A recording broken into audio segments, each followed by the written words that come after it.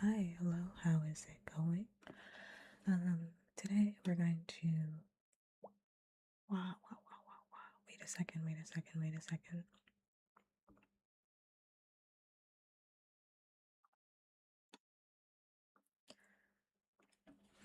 It's weird, I don't know why that chat won't show up.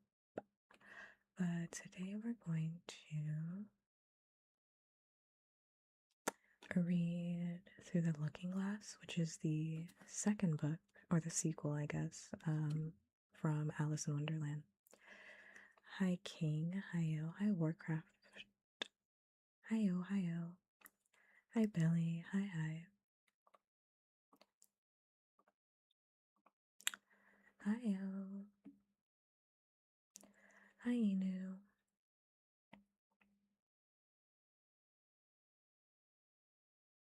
Don't know why the chat isn't just all in one big thing. It's like disconnected tonight. So that's annoying.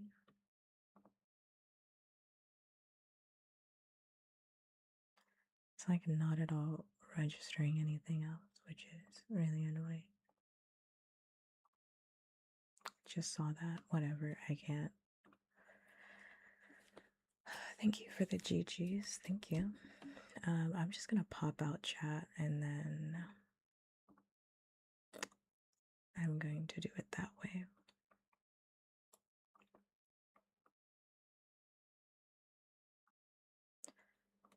I'll just have chat be, it's gonna be like 4 different pop-ups, but that's fine. I'm not anybody's mommy. Yeah, so not anybody's mommy.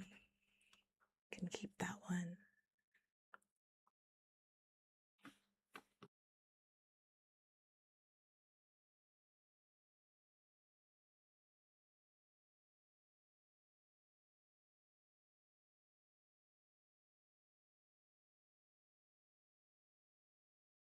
Give me a second, to find the rocks in the first place because I don't even know where I put those rocks.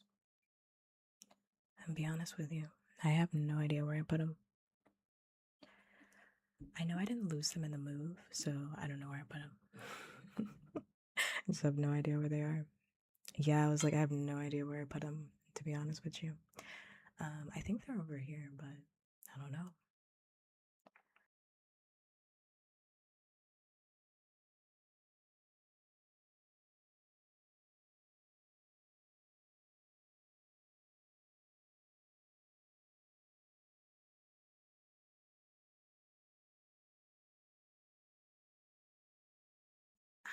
I did find them. I found them. Found them.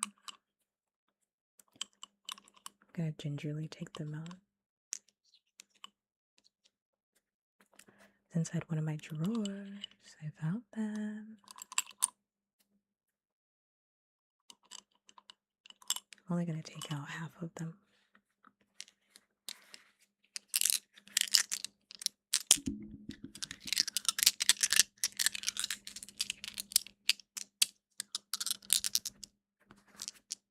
I feel like if I add the big rock, that's gonna be a lot.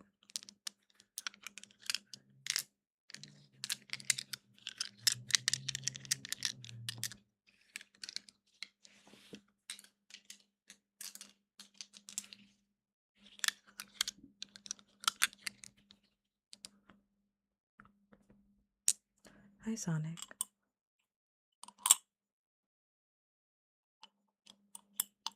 I gotta get the tiny ones because the big rocks are really loud. Big rocks are real loud.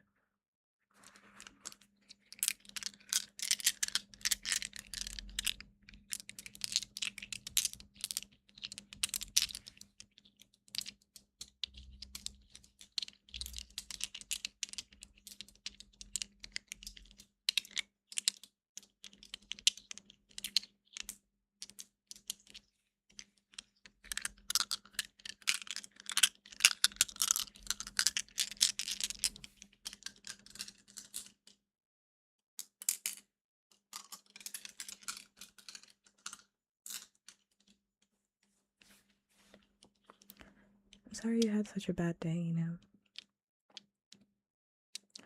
Honestly, my day wasn't. And there goes my rock. Even the rock wants to leave me tonight. I don't even know what this is. Quartz? I think it's a quartz. And jasper. Okay. Even the rocks want to leave me tonight. My day has been super long, and I didn't even get the thing that I wanted today. I went on a mission to go grab a bunch of things that I need for my house, and I didn't even get any of them. You hate to see it. You really hate to see it.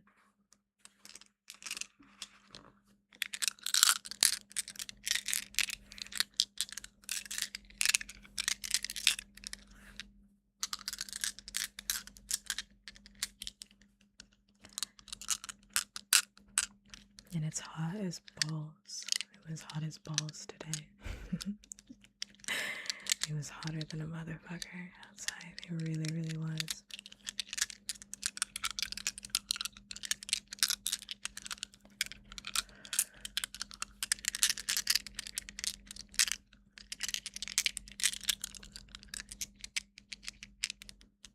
Yeah, so now I'm all sticky and sweaty. And I didn't even get what I needed.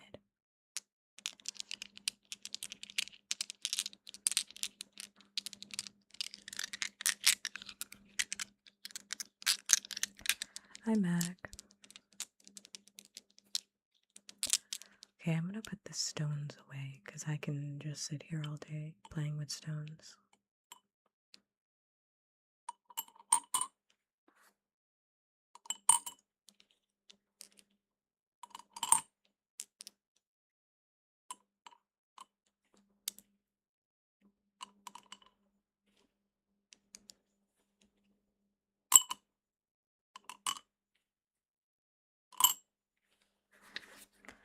It's a big stone in there. It's a really big one. I'm gonna put it in real gingerly.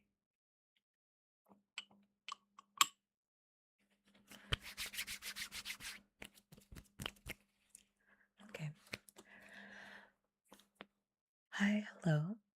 We are going to read today because that's what I want to do, and it's my stream. So we're gonna read through the Looking Glass. Because that's a sequel to Alice in Wonderland, and we finished Alice in Wonderland last week, so it made sense to do this book this week. And then after that, I don't know what I want to do. I have not decided. I feel like I want to read that psychological thriller, but I don't know. I feel like I wanted to read that psychological thriller about the girl that finds out that her family kidnapped her as a baby. Because I feel like that book might be good. But if it turns out that it's bad, I'm going to be very upset.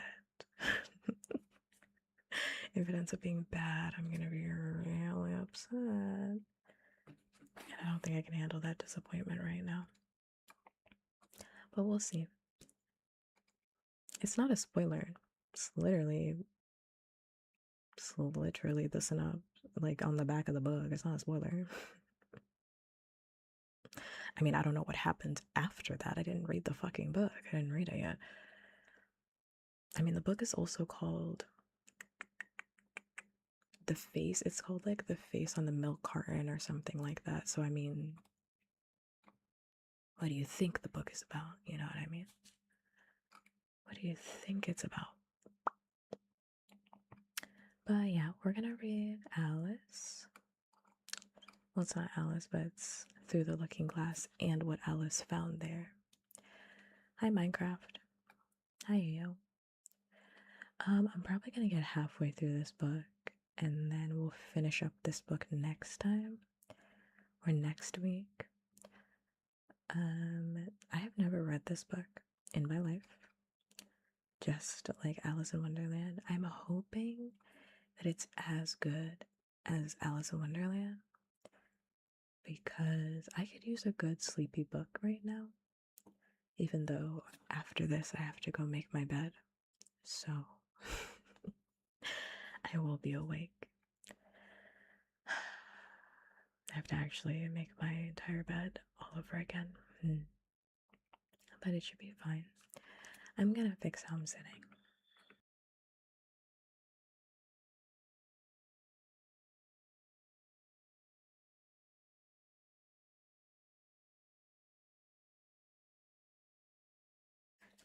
I don't know why, but it feels like this is the exact same setup that I had in my previous house. But for some reason, I feel like I'm so far away from like everything. I don't know why. Like I felt like the mic is like far away from me, like everything's further away from me. For some reason, even though it's all in the exact same position that it was. It's all in the exact same position. Nothing has changed. There's no new chair. It's the same chair, same desk, same everything. I don't know why it feels so different. Anyway, I'm gonna read this. And it has 1, 2, 3, 4, 5, 6, 7, 8, 9, 10, 11, 12 chapters. So I'm gonna try and do 6.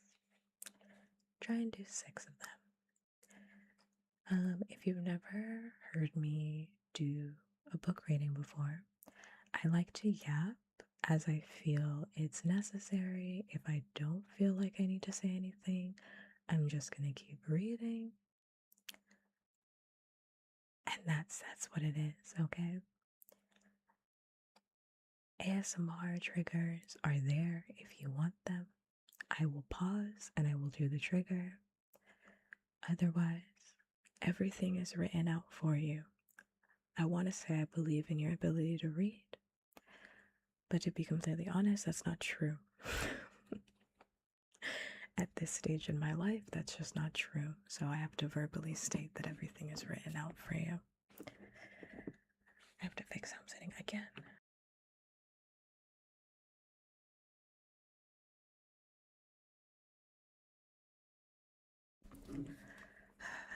I love sitting uncomfortably. What can I say? Okay, let's get into it. Not even chapter 1, poem number 1. What's Gucci? I'm reading a book.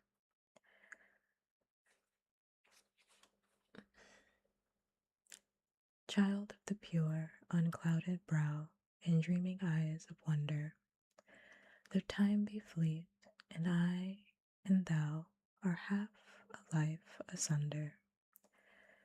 Thy loving smile will surely hail the love gift of a fairy tale. I have not seen thy sunny face, nor heard thy silver laughter. No thought of me shall find a place in thy young life's hereafter. Enough that now thou wilt not fail to listen to my fairy tale. A tale begun in other ways, when summer suns were glowing, a simple chime that served to time the rhythm of our rowing, whose echoes live in memory yet, though envious years would say forget. Come, hearken, ear, voice of dread, with bitter tidings laden, shall summer summon to unwelcome bed a melancholy maiden. We are but older children dear, who fret to find our bedtime near.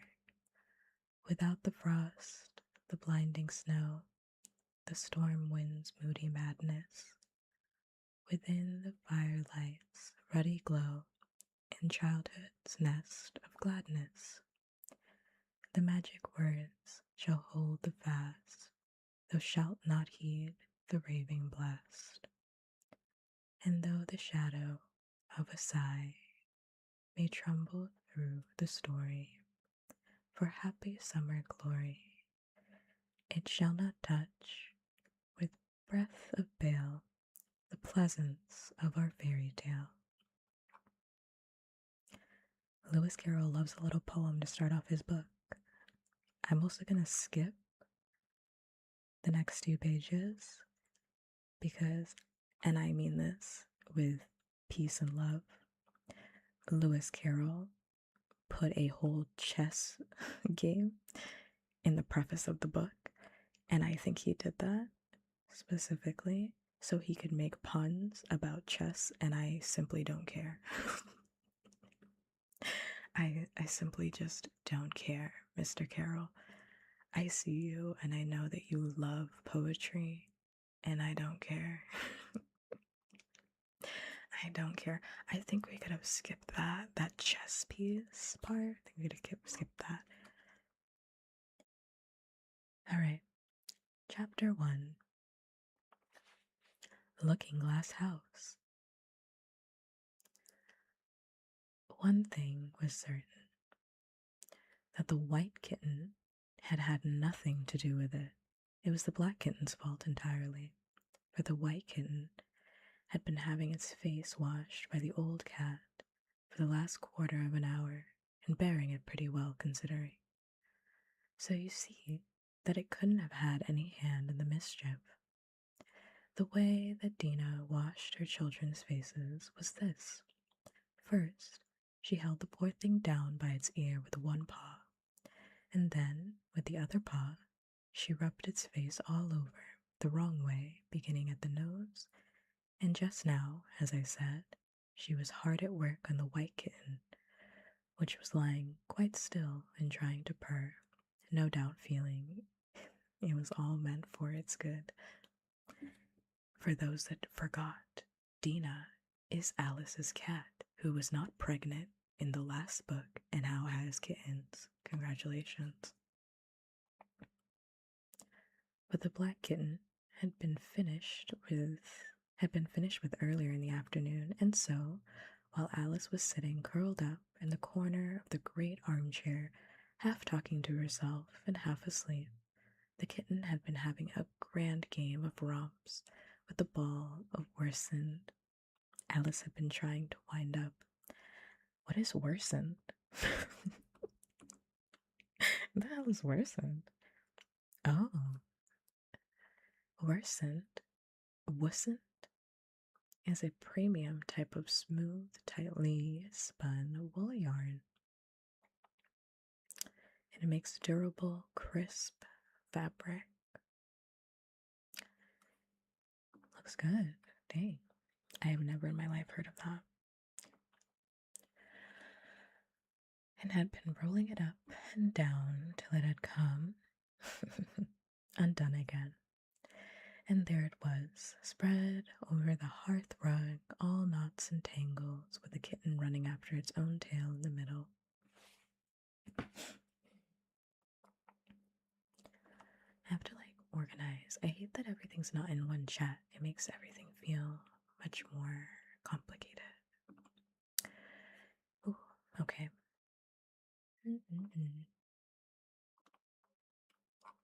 Gotcha. Oh, you wicked little thing, cried Alice, catching up to the kitten and giving it a little kiss to make it understand that it was in disgrace. Really, Dina, ought to have taught you better manners. You ought to, Dina. You know you ought, she added, looking reproachfully at the old cat and speaking in a cross voice, as she could manage. And then she scrambled back into the armchair, taking the kitten and the worsted with her, and began winding up the ball again. But she didn't get on very fast, as she was talking all the time, sometimes to the kitten and sometimes to herself. Kitty sat very demurely on her knee, pretending to watch the progress of the winding, and now and then putting out one paw and gently touching the ball, as if it would be glad to help, if it might.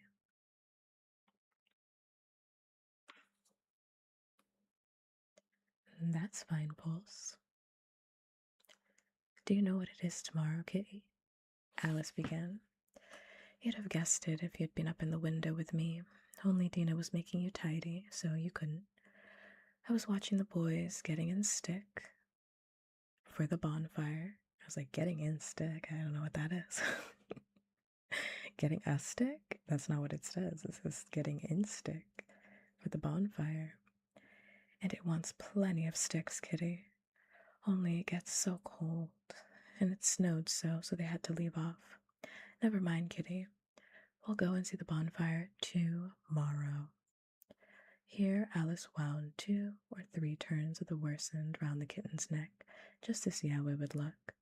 This led to a scramble, in which the ball rolled down upon the floor, and yards of it got unwound again. Do you know, I was so angry, Kitty, Alice went on as soon as they were comfortably settled again. When I saw all the mischief you had been doing, I was very nearly opening the window and putting you out into the snow, and you'd have deserved it, you little mischievous darling. What have you got to say for yourself? She went on and on, holding up one finger. I'm going to tell you all your faults. Number 1, you squeaked twice while Dina was washing your face this morning. Now, you can't deny it, Kitty. I heard you. What was that you said? Pretending that the kitty was speaking. Her paw went into your eye. Well, that's your fault for keeping your eyes open. If you'd shut them up tight, it wouldn't have happened. Now, don't make any more excuses, but listen. Number 2, you pulled Snowdrop away by the tail just as I had put down the saucer of milk before her. What? You were thirsty, were you? How do you know she wasn't thirsty too? Now, for number 3, you unwound every bit of worsted while I wasn't looking. That's 3 faults, Kitty, and you've not been punished for any of them. You know I'm saving up all your punishments for Wednesday week. Suppose they had saved up all my punishments, she went on, talking more to herself than the kitten. What would they do at the end of the year? I should be sent to prison, I suppose, when the day came. Or, let me see, suppose each punishment was to be going on without a dinner. Then, when the miserable day came, I should go without 50 dinners at once. Well, I shouldn't have minded that much. I'd far rather go without them than eat them. Do you hear the snow against the snow? The snow against the snow? Do you hear the snow against the window panes, Kitty? How nice and soft it sounds. Just as if someone was kissing the window all over outside. I wonder if the snow loves the trees and fields that it kisses them so gently, and then it covers them up snug, with a white quilt. And perhaps it says, go to sleep, darlings. till the summer comes again. And when they wake up in the summer, kitty, they dress themselves all in green and dance about whenever the wind blows. Oh, that's very pretty, cried Alice, dropping the ball of Warson to clap her hands. And I do so wish it was true. I'm sure the woods look sleepy in autumn when the leaves are getting brown. Kitty, can you play chess? Now don't smile, my dear. I'm asking it seriously. Because when we were playing just now, you watched as if you understood it. And when I said check, you purred. Well, it was a nice check, Kitty, and I really might have won. If it hadn't been for that nasty knight that came wiggling down among my pieces, Kitty. Dear, let's pretend. And here I wish I could tell you half the things Alice used to say, beginning with her favorite phrase, let's pretend. Mind you, Alice has like 2 siblings. Alice has an older sister and a younger brother. Meanwhile, Alice is talking to the cat, like, just go play with your family. Like, go play with your family. Like, Alice literally has a younger brother. Like, what is she talking about? She's acting like an only child. Which is like, mind you, I didn't even think that Alice had a younger brother, but they told us that explicitly in the last book that she does have a younger brother. So it's like, Alice, just go play with your younger brother. Like, what's happening here? This cat has a lot to say. I don't think the cat does, though. That's my thing. I think Alice is kind of speaking for the cat, which is inappropriate. Oof.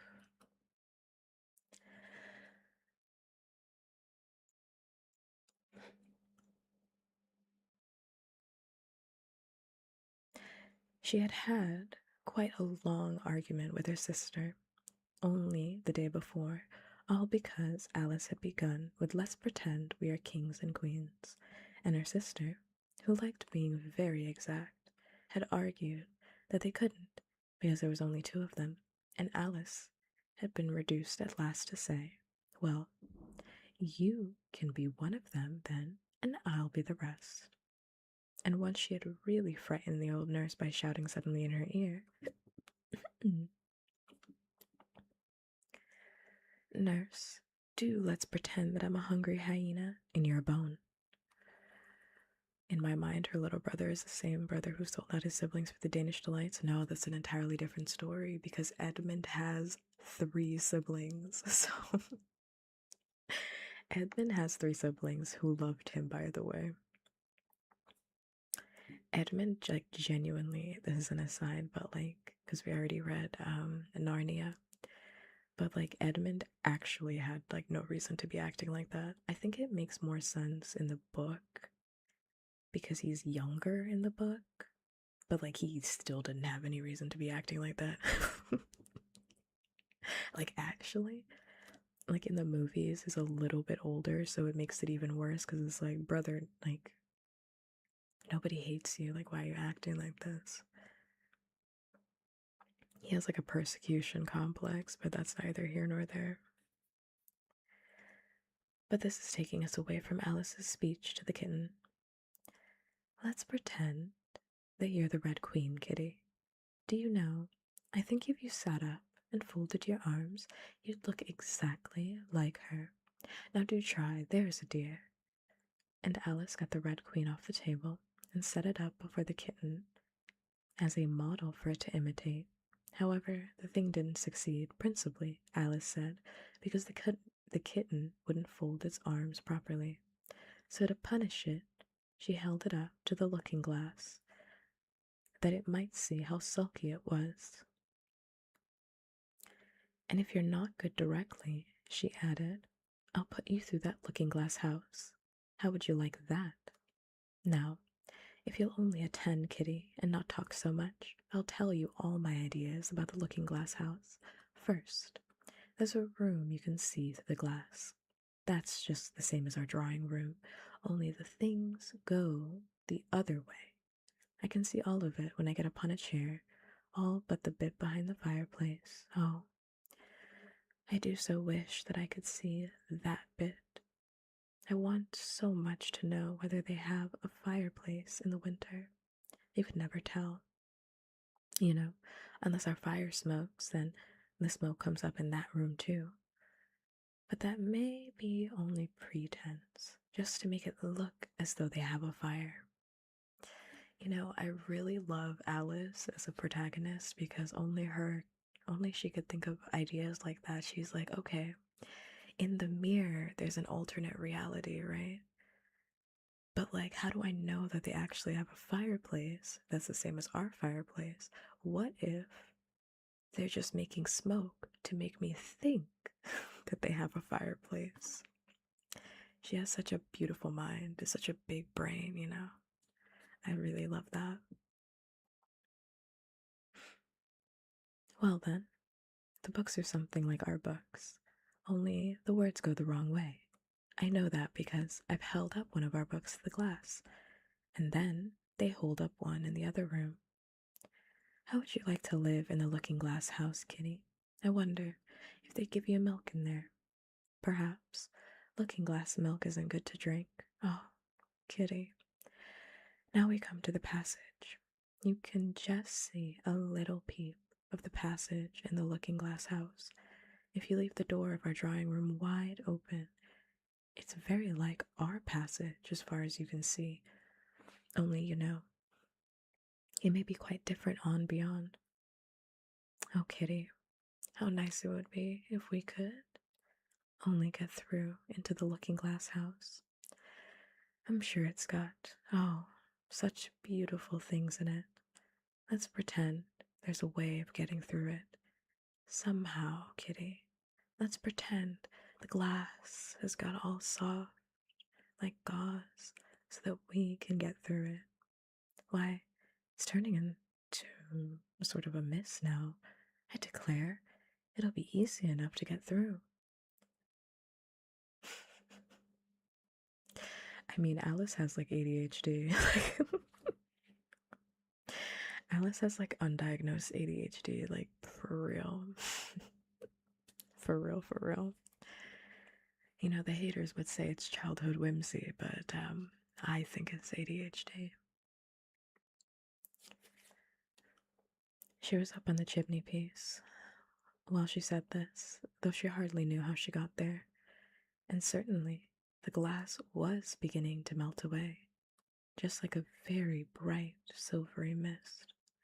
In another moment, Alice was through the looking glass and had jumped lightly down into the glass room. The very first thing she did was to look whether or not there was a fire in the fireplace, and she was quite pleased to find that there was a real one, blazing away as brightly as the one she had left behind. She did it, let's close the book. I think we got through it, guys. I think we got through the whole thing. So I shall be as warm here as I was in the old room, thought Alice.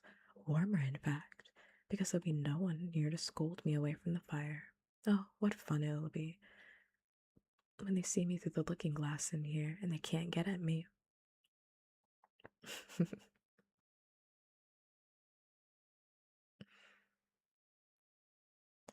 They never say Alice is in Wonderland and Alice in Wonderland, to be fair. They never said that in the original book. And I don't know, I guess she's already done it though. I was about to say, like, through the looking glass and all the things Alice finds, but we don't know all the things that Alice has found. So technically, the book, we're not done yet.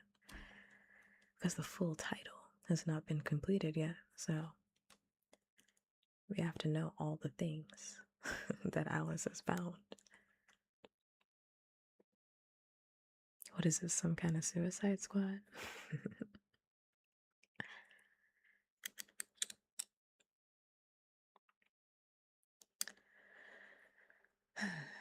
Then she began looking about and noticed that what could be seen from the old room was quite common and uninteresting, but all the rest was a different as possible. I need everybody to know that, like, when I pause, it's because I'm reading Ye Old English and I'm actually confused. I'm like, what? I'm reading Lewis Carroll English and I'm like genuinely confused. I'm like, what did he say? He literally says that. But that all the rest was a different as possible. A different? Why doesn't he just say was as different as possible? Why did he say a different? Why did he say that? For instance, the pictures on the wall next to the fire. It doesn't even say next to the fire, it says next the fire. Forget about the two, just forget about that. It's just next the fire. The pictures on the wall next to the fire seem to be all alive, and the very clock on the chimney piece, you know, you can only see the back of it in the looking glass, had got a little face of the old man and grinned at her. Not the ye old typos. I don't know why it's written like that. I don't know. I don't know if he just spoke like this. I don't know. I don't know which edition this book is. I have to look. Because I'm like, I have no idea. I don't know if maybe in a later edition they would have just added more modern grammar to like make it make sense. I don't know. Whatever. I mean, it was also in the other edition that we read where it was like a bunch of like ye old English that was like, this doesn't make any sense. Whatever. Whatever. Back to the book. I'm reading the draft. Lewis Carroll actually took over my PC. He's in there. He's writing right now. He's editing it right now as we speak. The ghost of him.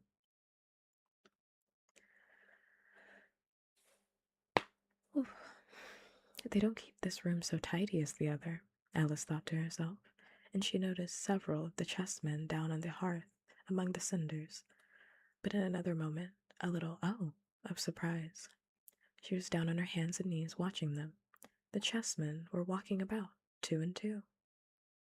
Here are the Red King and the Red Queen, Alice said in a whisper for fear of frightening them. And there are the White King and the White King and the White Queen sitting on the edge of the shovel. And here are the two castles walking arm in arm. I don't think they can hear me, she went on, as she put her head down closer. And I'm nearly sure they can't see me. I feel somehow as if I were invisible. Here, something began squeaking on the table behind Alice, and made her turn her head just in time to see one of the white pawns roll over and begin kicking. She watched it with great curiosity to see what would happen next. It is the voice of my child, the White Queen cried out as she rushed past the king so violently that she knocked him over among the cinders. Oh, my precious Lily, my imperial kitten. She began scrambling wildly up the side of the fender. Imperial fiddlestick, said the king, rubbing his nose, which had been hurt by the fall. He had a right to be a little annoyed with the queen, for he was covered in ashes from head to foot. Alice was very anxious to be of use, and as the poor little Lily was nearly screaming herself into a fit, she hastily picked up the queen and set her on the table by the side of her noisy little daughter. The queen gasped and sat down. The rapid journey through the air had quite taken away her breath, and for a minute or two she could do nothing but hug the little Lily in silence. As soon as she had recovered her breath a little, she called out to the White King, who was sitting sulkily among the ashes. Mind the volcano. What volcano? Said the king, looking up anxiously into the fire, as if he thought it was the most likely place to find one.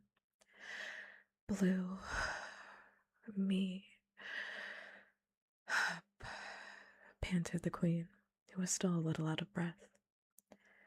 Mind you, come up the regular way. Don't get blown up. Alice watched the White King as he slowly struggled up from bar to bar, till at last she said, "Why, you'll be hours and hours getting to the table at that rate. I'd far better help you, hadn't I?" But the king took no notice of the question.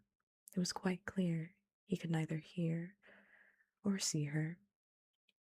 So Alice picked him up very gently and lifted him across more slowly than he had lifted the queen, that she mightn't, how do you say that word? Mightn't? Mightn't. It's mightn't take his breath away. But before she put him on the table, she thought she might as well dust him a little. He was so covered in ashes. She said afterwards that she had never seen in all her life such a face as the king made when he found himself held in the air by an invisible hand and being dusted. He was far too much astonished to cry out, but his eyes and his mouth went on getting larger and larger and rounder, till her hand shook with so much laughing that she nearly let him drop upon the floor. "Oh, please, don't make such faces, my dear," she cried out, quite forgetting the king couldn't hear her. "You make me laugh so that I can hardly hold you. And don't keep your mouth so wide open, all the ashes will get in there. There, now I think you're tidy enough," she added, as she smoothed out his hair and set him upon the table near the queen. The king immediately fell flat on his back and lay perfectly still, and Alice was a little alarmed at what she had done, and went round the room to see if she could find any water to throw over him. However, she could find nothing but a bottle of ink, and when she got back with it, she found he had recovered, and he and the queen were talking together in a frightened whisper, so low that Alice could hardly hear what they said. I imagine this is what the Tamagotchi life me's feel whenever I pick them up and I throw them halfway across town.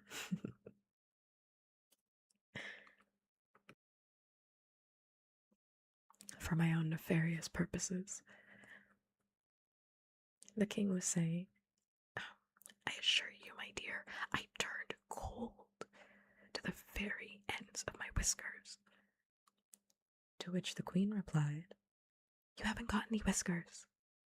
"The horror of that moment," the king went on, "I shall never, never forget." "You will, though," the queen said, "if you don't make a memorandum of it."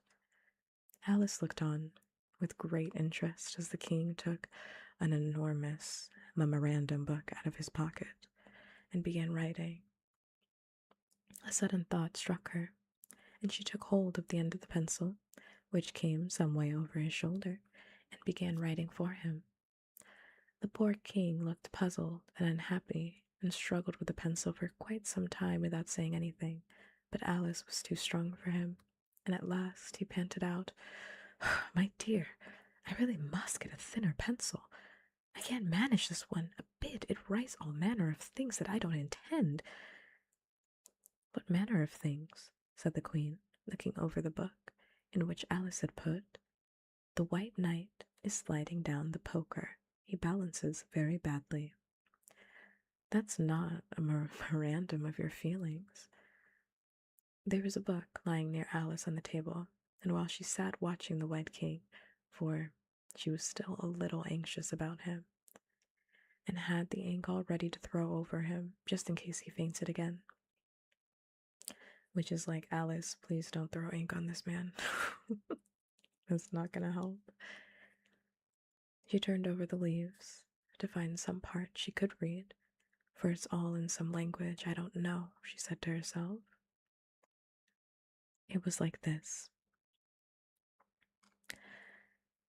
And I know what this is because I can read backwards. So it's the first half of the Jabberwocky poem, but I'm not even going to attempt to read it in reverse. But I can tell very clearly it says Jabberwocky. This puzzled Alice for quite some time, But at last, a bright thought struck her. Why, it's a looking-glass book, of course. If I hold it up to the glass, the world will go the right way again. This was the poem that Alice read.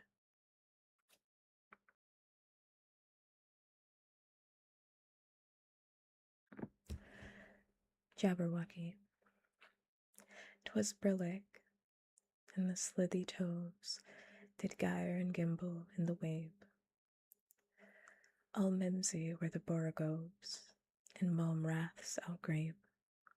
Beware the Jabberwock, my son, the jaws that bite, the claws that catch. Beware the Jubjub bird, and shun the Frummas Bandersnatch. He took his purple sword in hand, long time the maxome foe he sought. So rested he by the tum-tum tree, and stood awhile in thought. And as in uffish thought he stood, the Jabberwock, with eyes of flame, came whiffing through the togly wood, and burbled as it came. 1, 2, 1, 2, and through, the vorpal blade went snicker-snack. He left it dead, and with its head he went galumping back. And how'st thou slain the Jabberwock? Come to my arms, my beamish boy, O frappish day, callooh, callay, he chortled in his joy.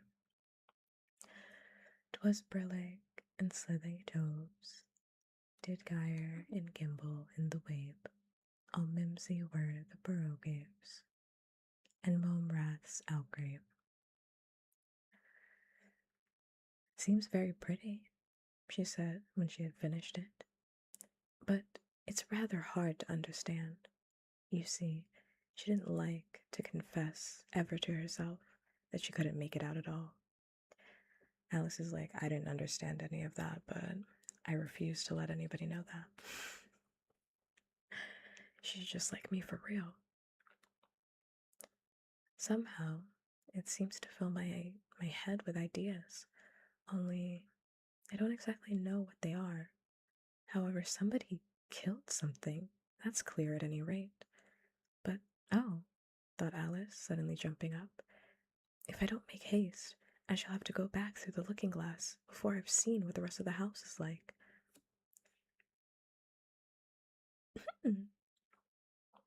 Let's have a look at the garden first. She was out of the room in a moment and ran down the stairs.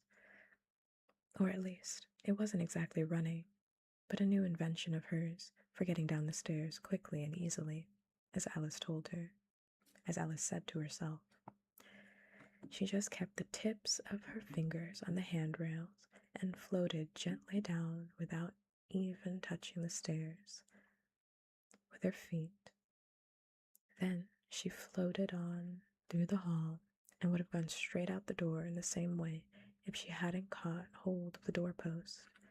She was getting a little giddy with so much floating in the air and was rather glad to find herself walking again in a natural way. Sorry, I got distracted because there was a big image of the Jabberwocky in my face, and it was actually quite terrifying. I don't remember it looking like that. It's actually quite terrifying. Oh my god. I remember when I was a kiddo, we read the Jabberwocky and we had to do like a big project about like creating like an art book to match the poem. Top 10 best days at school. It was so much fun. I hold that memory very close and dear in my heart. It's so much fun. I love illustrating, what can I say? Chapter 2. I do appreciate that in this one, Alice is like, let's just get into it. Alice is like, yep, straight through the window, no questions. I've been through this before. Let's get into it. I love that. We didn't need another recap. I appreciate it. Thank you. Chapter 2. The Garden of Live Flowers. I should see the garden far better, said Alice to herself, if I could get to the top of that hill. And here's a path that leads straight to it, at least. No, it doesn't do that. After going a few yards along the path and turning several sharp corners, but I suppose it will at last. But how curiously it twists. It's more like a corkscrew than a path. Well, this turn goes to the hill, I suppose. No, it doesn't. This goes straight back to the house. Well, then I guess I'll try it the other way. And so she did, wandering up and down and trying turn after turn, but always coming back to the house, do what she would. Indeed, once, when she turned a corner rather more quickly than usual, she ran against it before she could stop herself. It's no use talking about it, Alice said, looking up at the house and pretending it was arguing with her. I'm not going in again yet. I know I should have to get through the looking glass again, back to the old room, and there'd be the end of all of my adventures. So, resolutely, turning back upon the house, she set out once more down the path, determined to keep straight on until she got to the hill. For a few minutes, all went on well, and she was just saying, I really shall do it this time, when the path gave a sudden twist and shook itself, as she described it afterwards. And the next moment she found herself actually walking in at the door. It's too bad, she cried. I never saw such a house for getting in the way, never. However, there was the hill in full sight, so there was nothing to be done but start again. This time, she came upon a large flower bed with a border of daisies and a willow tree growing in the middle. Oh, Tiger Lily, said Alice, addressing herself to one that was waving gracefully about in the wind. I wish you could talk. We can talk, said the Tiger Lily, when there's anybody worth talking to. Alice was so astonished that she could not speak for a minute. It quite seemed to take her breath away. At length, as the Tiger Lily only went on waving about, she spoke again in a timid voice, almost a whisper. And, can all the flowers talk?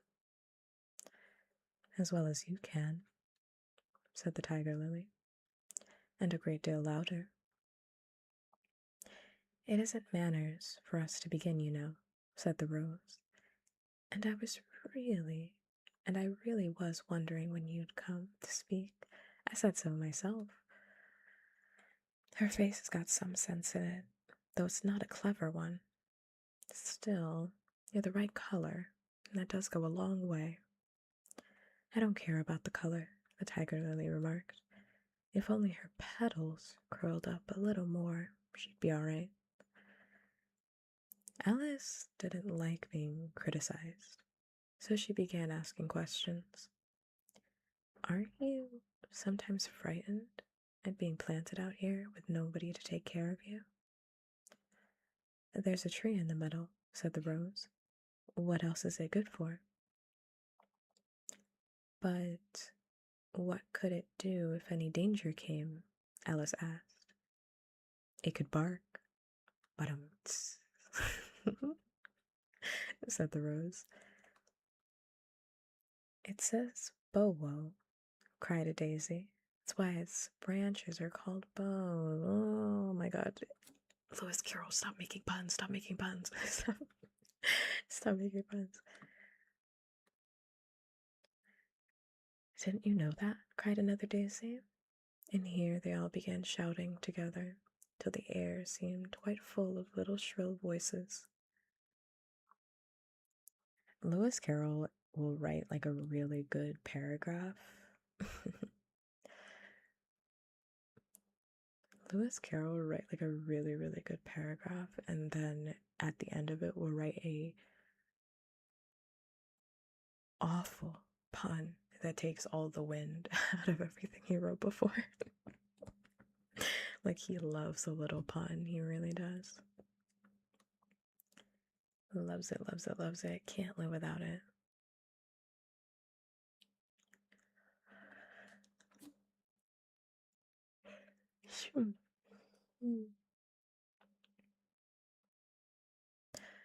Silence, every one of you, cried the tiger lily, waving itself passionately from side to side and trembling with excitement. They know I can't get at them, it panted, bending its quivering head towards Alice, or they wouldn't dare to do it.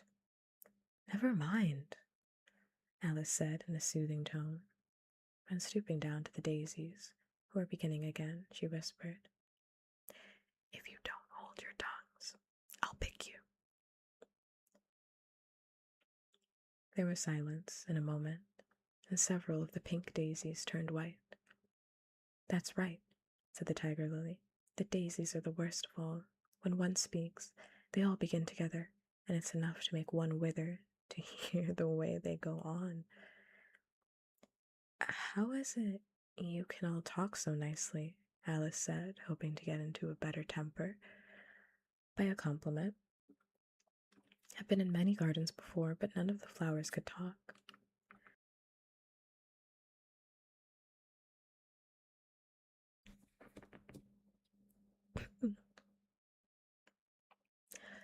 Put your hand down and feel the ground, said Tiger Lily.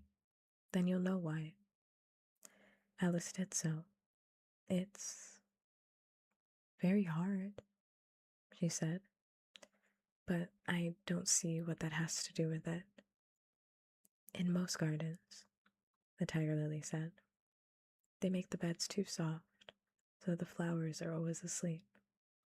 This sounded like a very good reason, and Alice was quite pleased to know it. I've never thought of that before, she said. It's my opinion that you never think at all, the rose said in a rather severe tone. I'm just laughing because I'm like, okay, I guess everyone's gonna hate her here too. It's kind of funny, like, he had no reason to make everybody call her stupid all throughout the last book, and he's just continuing the whole thing in this book as well. I'm like, oh, damn. Everybody that talks to Alice is like, why are you so stupid? So dumb. The worst person I've ever spoken to in my life. I never say anybody that looks stupider, Violet said so suddenly that Alice quite jumped, for it hadn't spoken before. Didn't I just say? Didn't I just say? That's crazy. I didn't even read that. Hold your tongue, cried the tiger lily, as if you ever saw anybody. Keep your head under the leaves and snore away there, till you know no more about what's going on in the world. If you were a bud. Are there any more people in the garden besides me? Alice said, choosing not to notice the rose's last remark. There's one other flower in the garden that you can move about. Like you, said the rose. I wonder how you do it. You're always wondering, said the tiger lily, but she's more bushy than you are. Is she like me? Alice asked eagerly, for the thought crossed her mind. There's another little girl in the garden somewhere.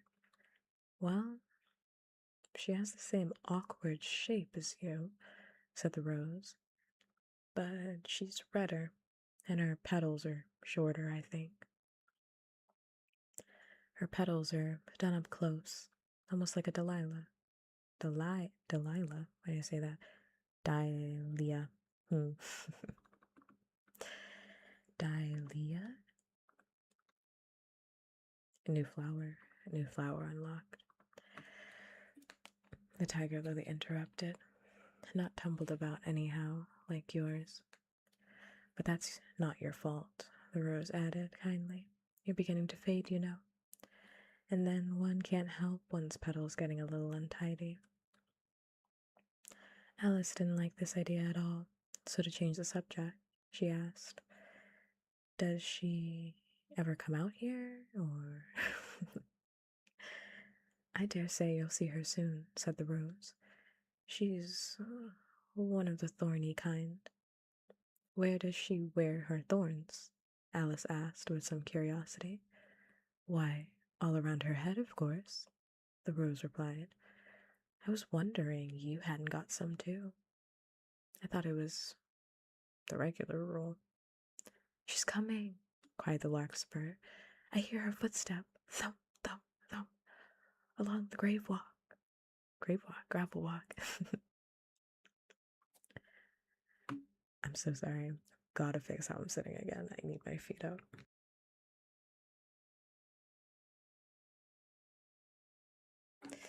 It is Pride Month, so I do in fact have to sit like my identity in the worst possible way in this chair.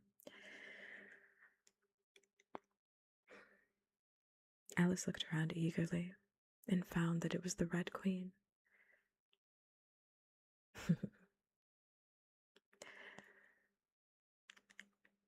She's grown a good deal, was her first remark. She had indeed. When Alice first found her in the ashes, she had been only 3 inches high, and here she was, half a head taller than Alice herself. Good old grave walks, that's what I'm saying. Listen, it's hard reading. It is hard reading. Not everybody can do it. You know, I think I do a pretty good job, but hey, so that ye old English, it's got hands, guys. It's got hands.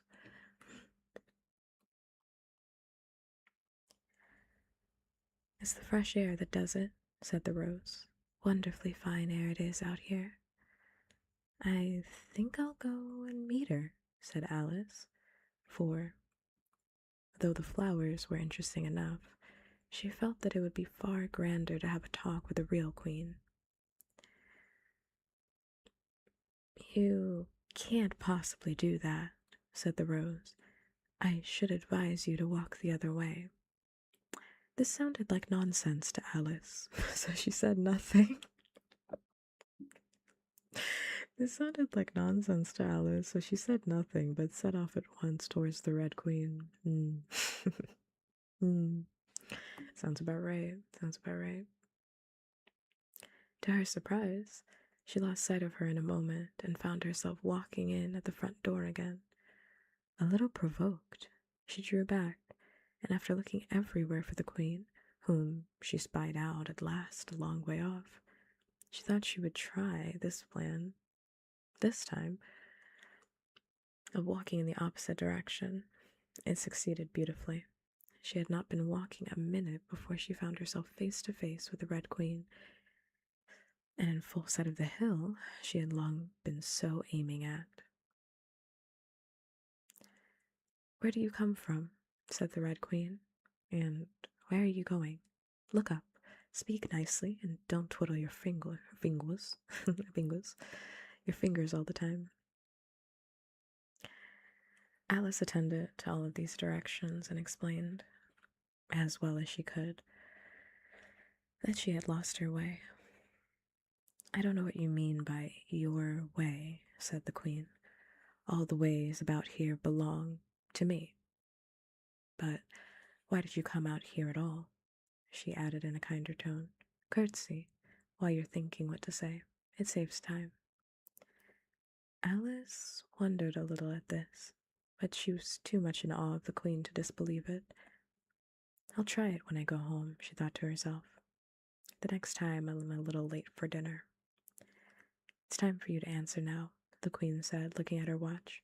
Open your mouth a little wider when you speak, and as always, say, Your Majesty. I only wanted to see what the garden was like, Your Majesty. That's right, said the Queen, patting her on the head, which Alice didn't like at all. Though, when you say garden, I've seen gardens. Compare with which this would be a wilderness. Alice didn't dare to argue the point, but went on. And so I thought I'd try and find my way to the top of that hill. When you say hill, the Queen interrupted, I could show you hills in comparison with which you'd call that a valley. No, I shouldn't, said Alice, surprised into contradicting her at last.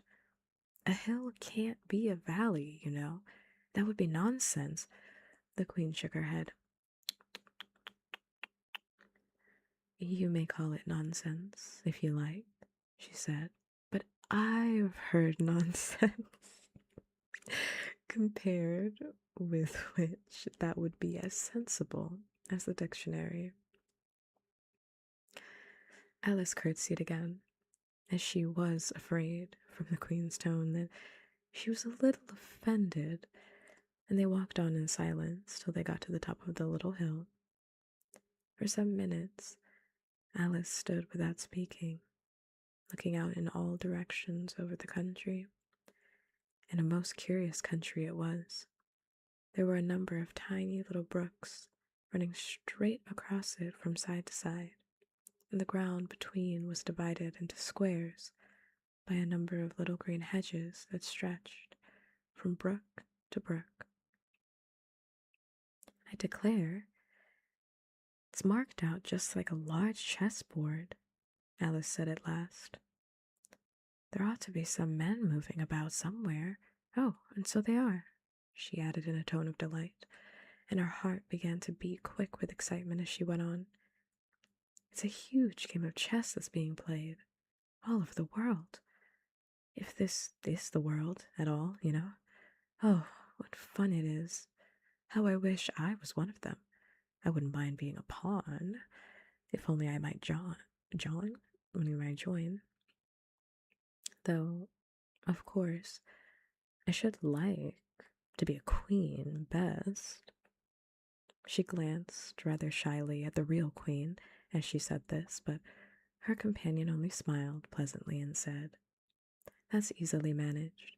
You can be the White Queen's pawn, if you'd like, as Lily's too young to play, and you're in the second square to begin with.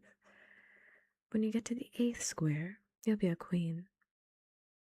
Just at this moment, somehow or another, they began to run. Alice never could quite make out, in thinking it over afterwards, how it was that they began. All that she remembers was that they were running hand in hand, and the queen went so fast that it was all she could do to keep up with her. And still, the queen kept crying, Faster, faster. But Alice felt she could not go faster, thought she had not breath left to say so. The most curious part of this thing was that the trees and the other things round them never changed their places at all, however fast they went. They never seemed to pass anything. I wonder if all the things move along with us, thought poor puzzled Alice, and the queen seemed to guess her thoughts, for she cried, Faster! Don't try to talk. Not that Alice had any idea of doing that. She felt as if she would never be able to talk again. She was getting so much out of breath, and still the queen cried, Faster, faster, and dragged her all along. Hurry, hurry, hurry, nearly there, Alice managed to pant out at last. Nearly there, the queen replied. Why, we passed it 10 minutes ago. Faster. And they ran on, for a time in silence, and the wind whistling in Alice's ears, and almost blowing her hair off her head, she fancied. Now, faster, faster, she's going to kill her, cried the queen. And they went so fast that at last they seemed to skim through the air, hardly touching the ground with their feet, till suddenly, just as Alice was getting quite exhausted, they stopped, and she found herself sitting on the ground, breathless and giddy. The queen propped her up against a tree and said kindly, You may rest a little now. Alice looked round her in great surprise. Why, I do believe we've been under this tree the whole time. Everything's just as it was. Of course it is, said the queen. What would you have it? Well, in our country, said Alice, still panting a little, you generally, to get to somewhere else, if you ran very fast for a long time, as we've been doing. It's a slow sort of country, said the Queen. Now, here, you see, it takes all the running you can do to keep in the same place. If you want to get somewhere else, you must run at least twice as fast as that. I'd rather not try, please, said Alice. I'm quite content to stay here, only I am so hot and thirsty. I know what you'd like, the Queen said good-naturedly, taking a little box out of her pocket. Have a biscuit? Alice thought it would not be civil to say no, though it wasn't at all what she wanted. So she took it and ate it as well as she could, and it was very dry, and she thought she had never been so nearly choked in all her life. The Queen gave her that the Queen gave her that Popeye's biscuit and said, "Have at you. Have a great time. Enjoy."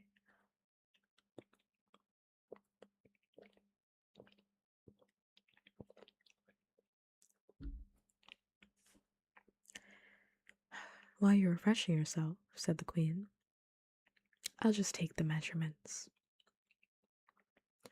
And she took out a ribbon out of her pocket and marked in inches and began measuring the ground and sticking little pegs in here and there.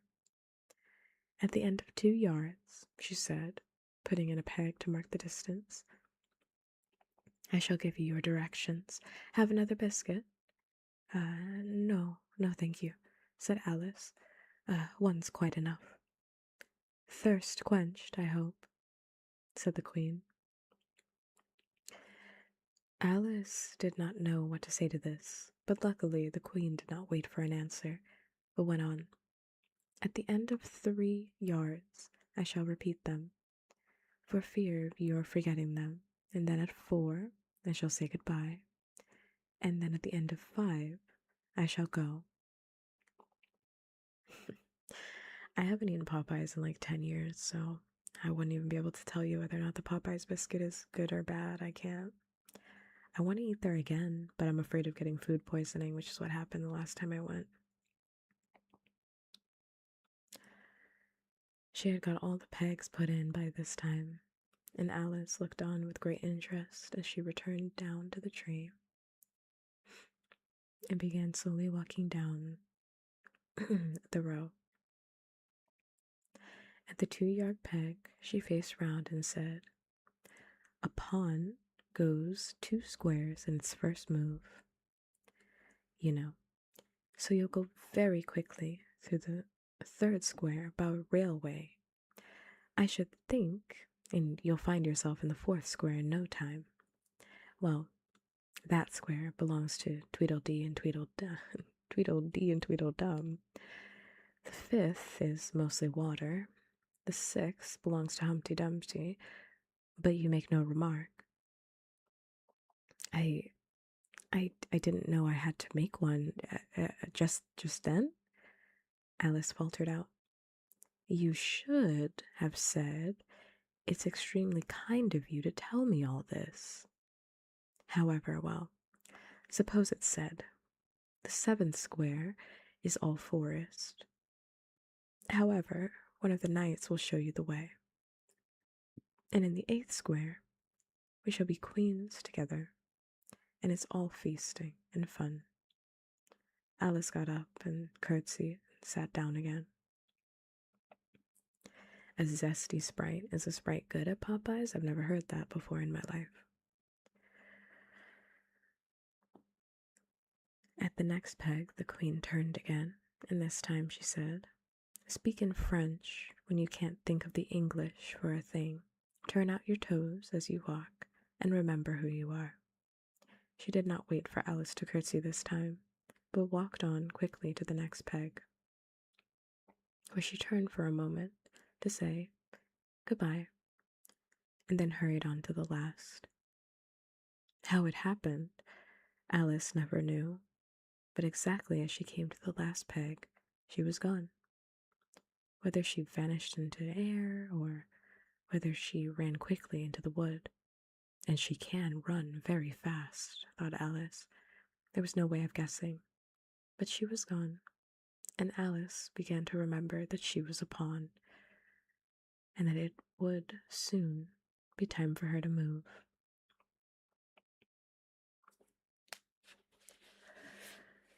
Chapter 3. Looking Glass Insects.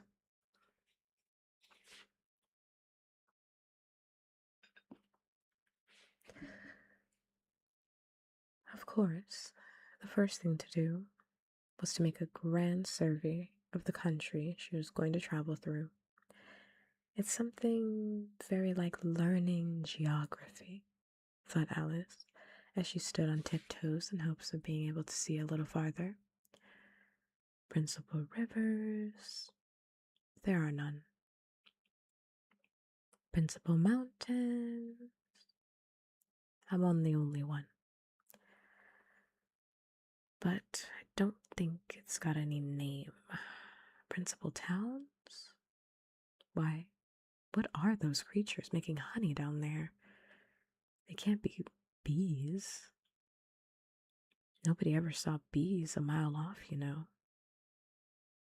And for some time she stood silent, watching one of them that was bustling about among the flowers, poking its proboscis into them. Just as if it was a regular bee, thought Alice. Ah, zesty sprite is just what you call them. I think the only sprite that can be considered zesty is the McDonald's sprite. I think every other sprite is just regular sprite, which is to say, a bad drink. Which is to say, not very good, but. However, this was anything but a regular bee. In fact, it was an elephant, as Alice soon found out, though the idea quite took her breath away at first. And what an enormous flower they must be, was her next idea. Something like cottages with the roofs taken off and stalks put to them. And what quantities of honey they must make. I think I'll go down and. No, I won't just yet. She went on, checking herself just as she was beginning to run down the hill and trying to find some excuse for turning shy so suddenly. Yeah, but I like the liquid TV static. That's the best part. Then it hurts a little bit. When you're drinking it, that's the best part. I love carbonation.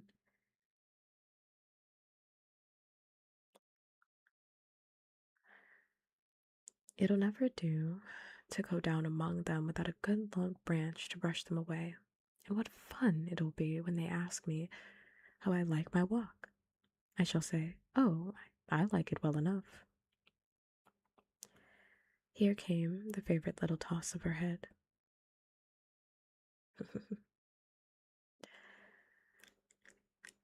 Only it was so dusty and hot, and the elephants did tease so. I think I'll go down the other way, she said after a pause. And perhaps I may visit the elephants later on. Besides, I do so want to get into the third square. I like when all of my drinks have high carbonation in them. I don't like flat drinks. That's why I didn't like not Pepsi. That's why I didn't like Dr. Pepper for quite a long period of time, because Dr. Pepper tastes flat. Like, it does. It tastes flatter. It's flatter than most other sodas. Which, I mean, I'm not a Dr. Pepper hater anymore. Like, I do like Dr. Pepper, but it also does taste like a little flat. Like, if I could have it with like more carbonation, I definitely would. I've been thinking about getting a soda stream, but the problem with that is that, like, I don't want to drink those like soda stream drinks, you know what I mean? Like the soda stream syrups. I don't want that because it doesn't taste like the real thing. So, like, the actual solution is for me to go buy the industrial bags that they sell for like restaurants. Like the ones that you would get from like a restaurant where it's like labeled Mountain Dew. It's like it is Mountain Dew. Like that syrup. That is the solution. But I'm like, man, like I guess technically it's like more cost effective. But I'm like, that's a lot. Like that is a lot. And I also like to switch up my soda whenever I'm drinking soda. So I don't know. I don't know about that. I'm thinking about it. Because, the economy is really bad right now. So I'm like, because it's like initially costly, but like in the long term, it is cheaper, I think. It's definitely cheaper if you like seltzer water, but I don't drink seltzer water. So I'm purely getting it because I like soda, right? So you have to like get the machine, then you have to get the CO2 canisters, then you have to go buy like the giant thing. And I'm like, I wish they sold like a variety pack of those, like giant bags of like syrup, because I want like four different ones. I'm like, oh, I gotta pick like one because they're like 60 fucking dollars. It's like $60, which to be fair, that makes sense that it would be 60 fucking dollars. You can make so much fucking Mountain Dew with that syrup. You can make so much fucking Mountain Dew. So I'm like, it makes sense, but I'm like, oh my god, like, I what if I want to drink something else, Especially if you're not drinking it like all the time, but homemade soda. I drink soda pretty frequently. I wouldn't say I drink it every single day, but like every other day, I probably drink like a soda.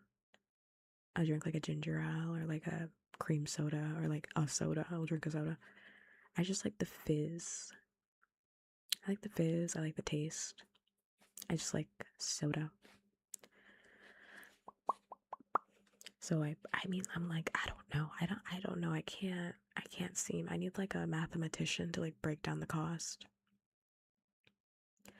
To break down the cost for me to like tell me like is this more like cost effective? Because like soda is like $3 for a 12 pack, you know what I mean? It's like I say $3, it's like $3.97 for a 12 pack. So I'm like, is that actually more cost effective, or do I just need to switch to like generic soda? You know what I mean? I'm like, is it? Because then you have to buy the CO2 canister, You buy the machine, you buy the CO2 canister, then you're kind of stuck buying the CO2 canister. You mostly drink water or vodka, so you're an alcoholic. So you're an alcoholic. That's why I'm like, if only I like seltzer water, but I don't. Like, or sparkling water, but I don't like sparkling water. Because I'm like, then it's definitely cost effective. Because you can just make as much like seltzer water that you want. But like, I don't like sparkling water or seltzer water. Yes, sir. Hey, man, do whatever you gotta do. Just woke up. Well, go back to sleep.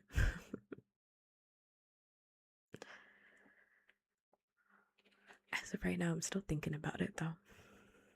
LaCroix. I think LaCroix tastes like ass. I mean, like every joke that's been made about LaCroix, I think, is correct, right? It tastes like whispers of flavor. It tastes like somebody like whispered the word mango into your drink. Like I don't like LaCroix, but to be fair, I also don't like seltzer. I don't like sparkling anything. If I'm gonna drink water, I just want to drink regular water.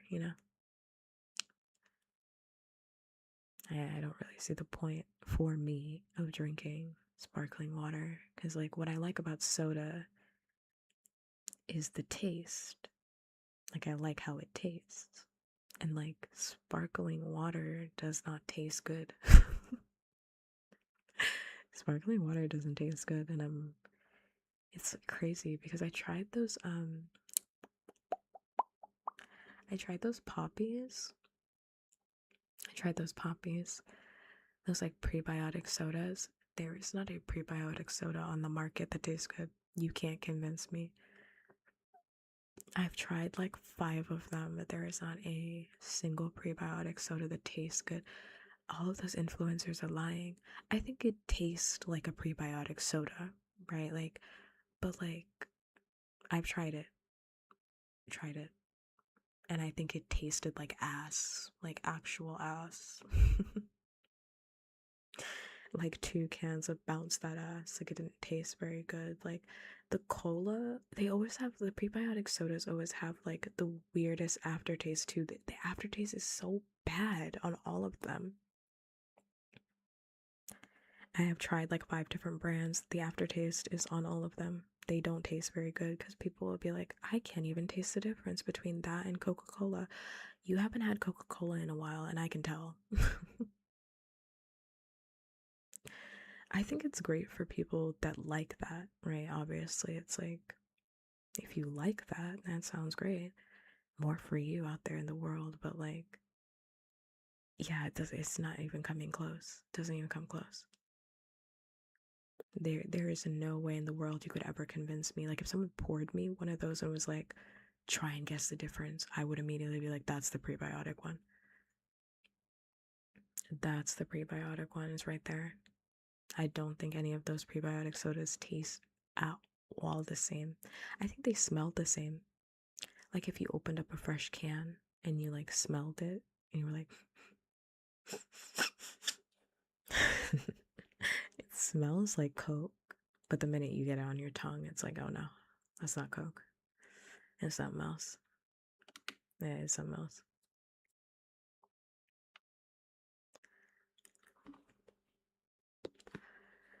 Hey, I mean, I'm happy for people that like that sort of stuff. You know, happy for them. I think it's great. Wow, your gut is so healthy. It's awesome, man. You know, I think that's amazing. And I know some people drink them because they don't want to drink soda anymore, or cutting back on soda, whatever it might be. I just think that, like, and again, anybody can do whatever they want, so it doesn't really matter what I think anyway, but like, soda is not good for you. So if you're drinking any type of soda replacement, you shouldn't even be drinking that because it's not good for you. Like, you kind of accept that, you know, when you're drinking the soda, because you could be drinking literally anything else that's good for you. It's kind of like when people try to do like replacement like French fries or something like that, and they're like, a replacement like chips, like healthy chips and whatnot. It's like, okay, maybe you just don't need to eat the chips. Maybe chips aren't a part of your diet because those like chip replacements like never really taste that great. Oh, these are a game changer. You'll bake them in the oven and they'll taste just like the chips that you buy at the grocery store. I think poppables taste like shit. I also I think poppables taste like shit, but that's just me.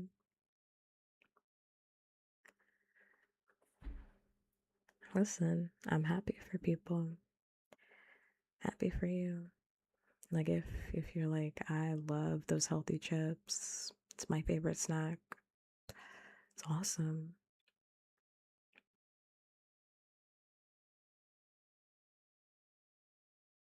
It's awesome. I'm not fucking with it. Give me some sun chips. I'll fuck up sun chips, but those taste good. Especially the cheddar cheese sun chips. Those are so good. Those are actually like really good.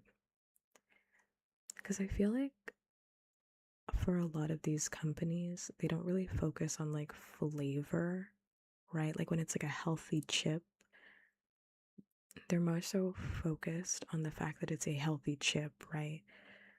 They're like, oh, this has like, this much protein in it, or this many vitamins, or this, and this. But then they forget to make it taste good.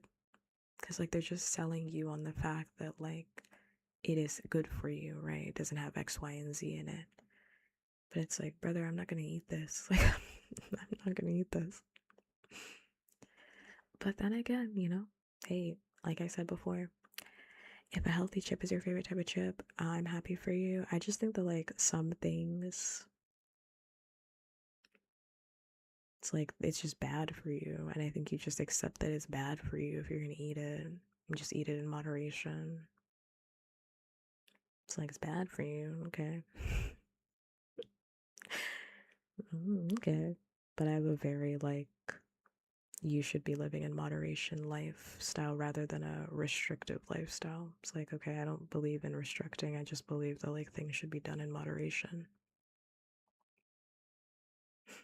It's like, why deny yourself eating the chips? It reminds me of that woman. I know we're getting away from Alice in Wonderland, but, like, it reminds me of that woman, or Alice with the Looking Glass, but it reminds me of that woman that was talking about how when she became a meme. You can go find her meme on, like Twitter if you type in, like, woman with broccoli and chocolate, where she's like, oh, I don't eat chocolate, I just, like, sniff it. I sniff the chocolate while I'm eating my broccoli, and it makes me eat the broccoli.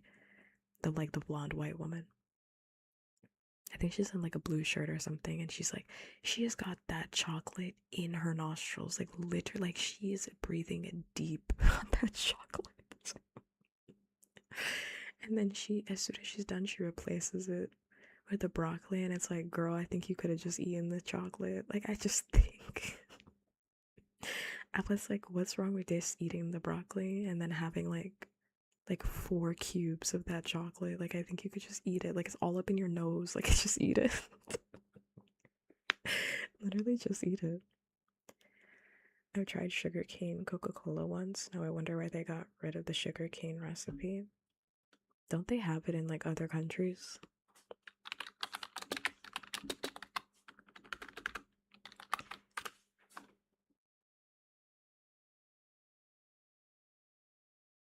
Yeah, they have, like, the bottled version. You can buy sugarcane Coke in the US. I mean, you're not gonna get it at, like, Walmart, but I mean, you can buy it at, like, an foreign market store or something like that. You can buy it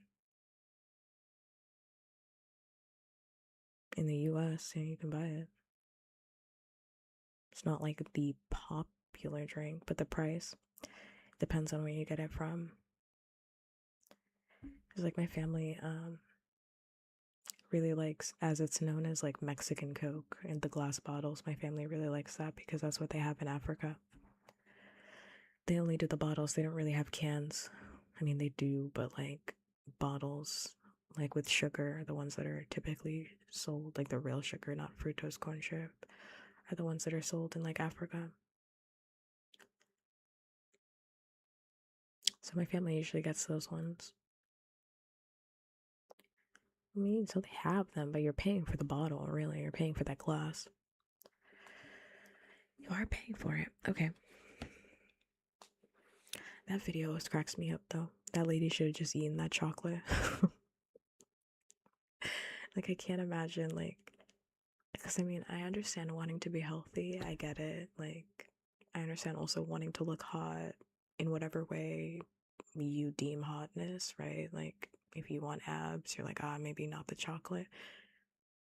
But, like, I really don't think, like, a bite of chocolate is gonna destroy you. Like, I think you could have just eaten that chocolate.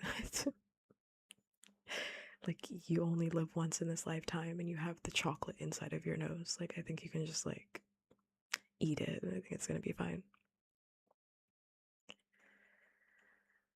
Alright, let's log back in. What is Alice talking about? Elephants? Something about dusty elephants. Something.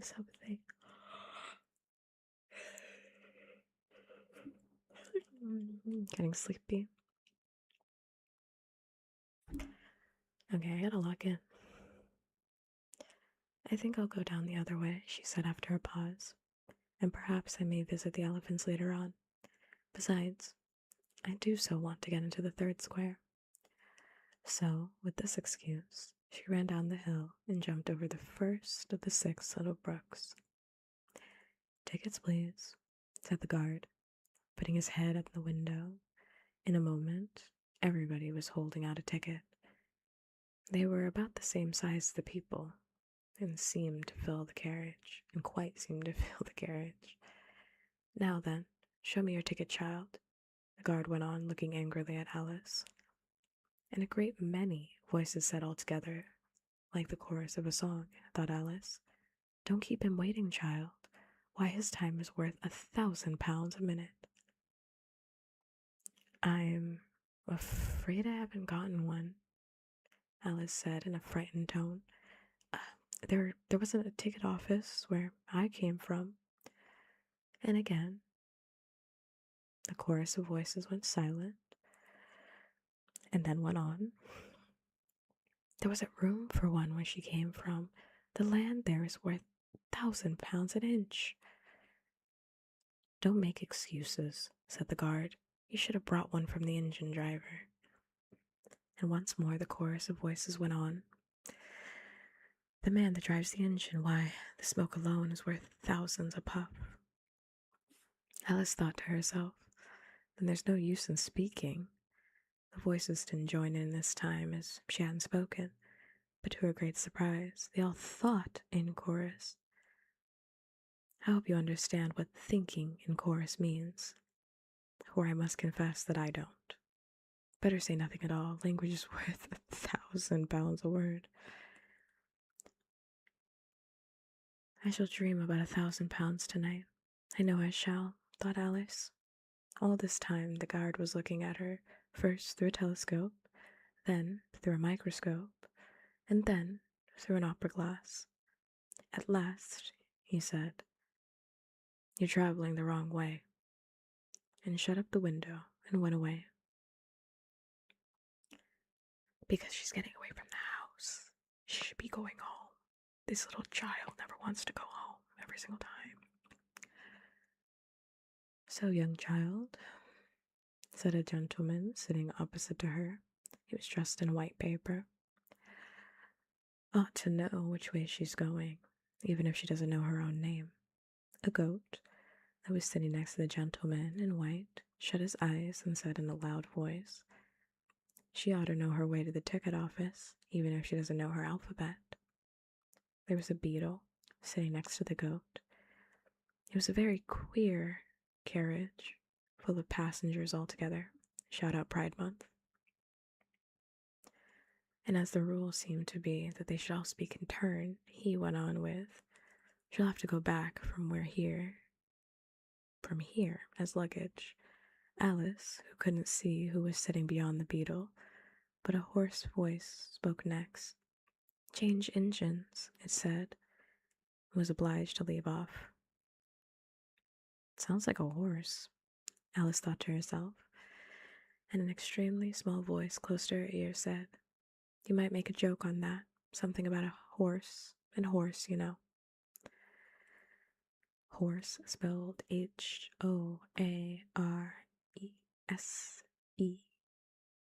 versus HORSE.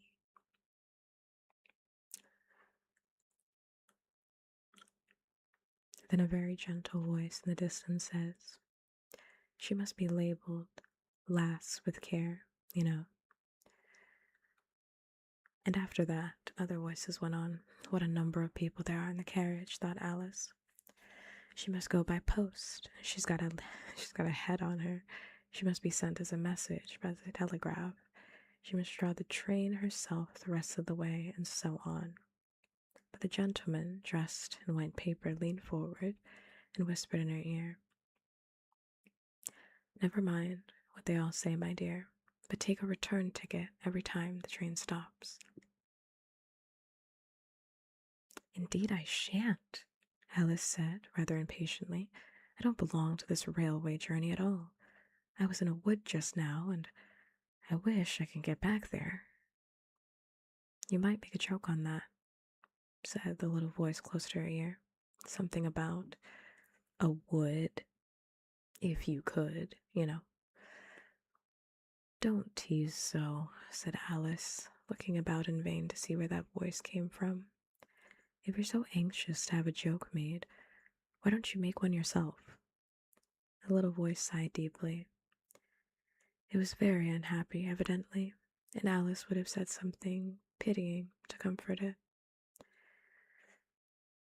If it would only sigh like other people, she thought.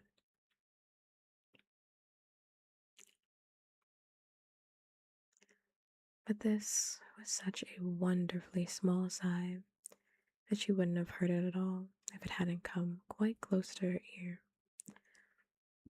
The consequences of this was that it tickled her ear very much, and it quite took off her thoughts from the unhappiness of the poor little creature. I know you are a friend, the little voice went on, a dear friend, an old friend, and you won't hurt me, though I am an insect. What kind of insect? Alice inquired, a little anxiously. What she really wanted to know was whether it could sting or not, but she thought this wouldn't be quite a civil question to ask. What? Then you don't, a little voice began, when it was drowned by a shrill scream from the engine, and everybody jumped up in alarm, Alice among the rest. The horse, who had put his head out of the window, quietly drew it in and said, "It's only a brook we have to jump over." "Hi, Alex." Everybody seemed satisfied with this, though Alice felt a little nervous at the idea of trains jumping at all. However, it'll take us into the fourth square, and that's some comfort, she said to herself.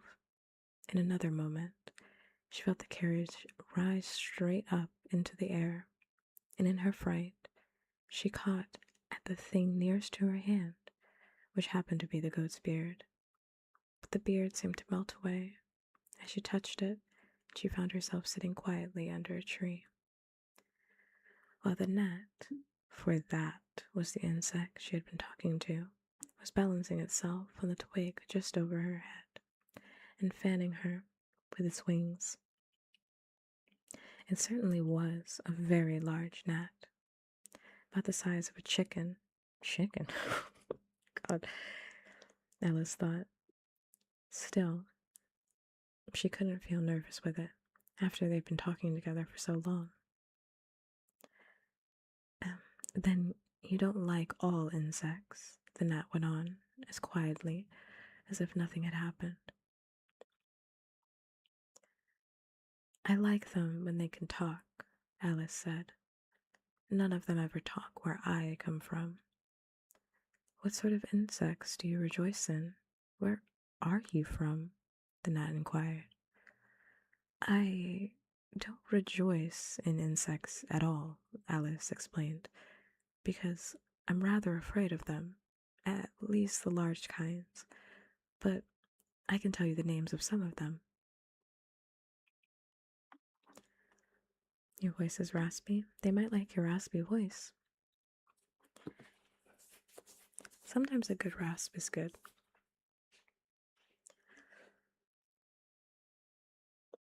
Of course they answer to their names, the gnat remarked carelessly.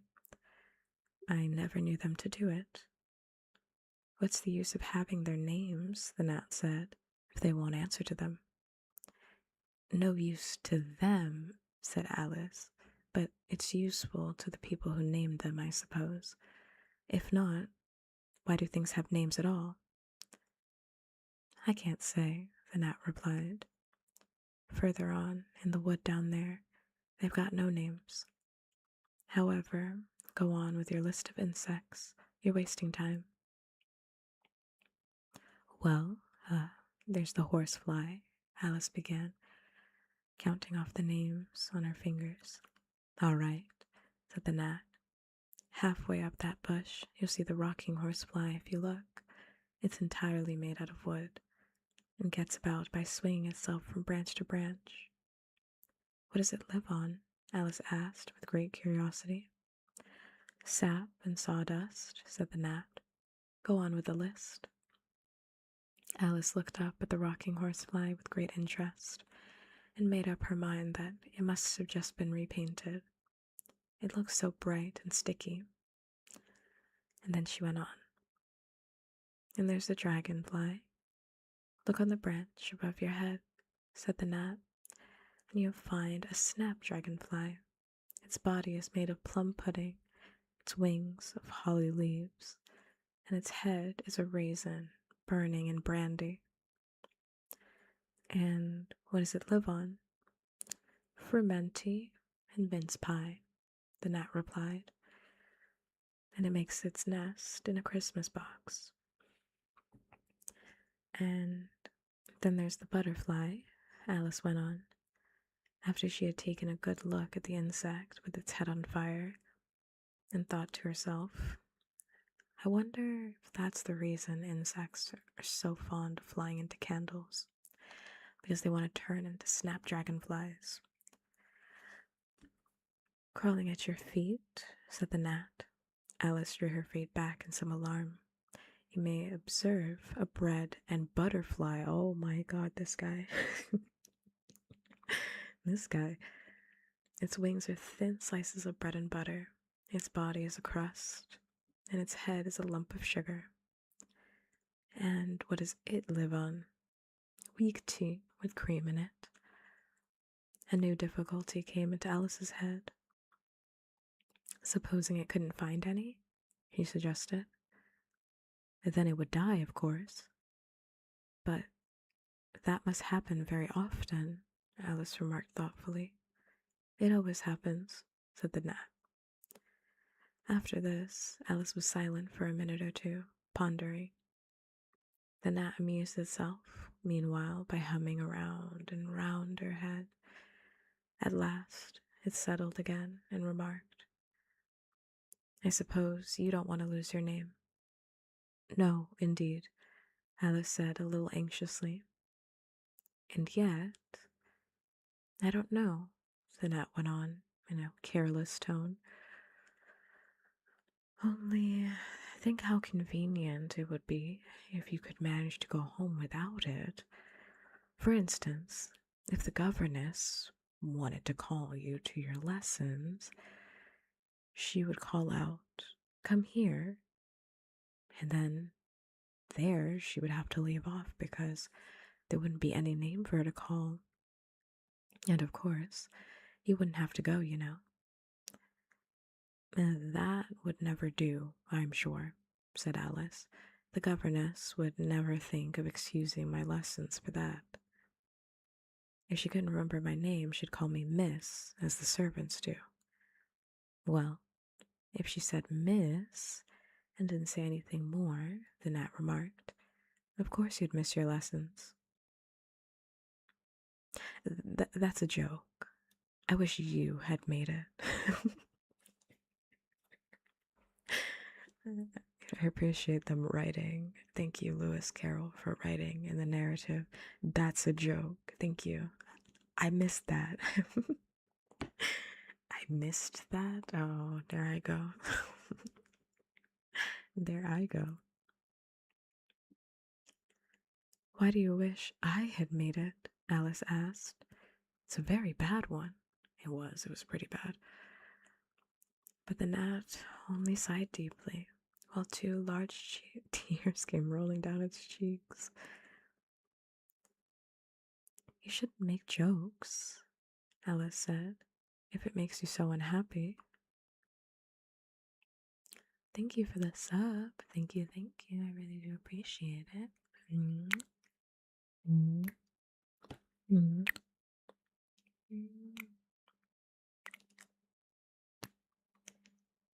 Thanks much. Wow. What 3-minute trigger do you want?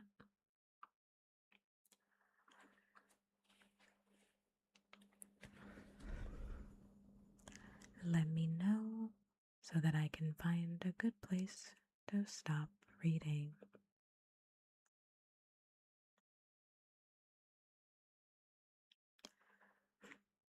Do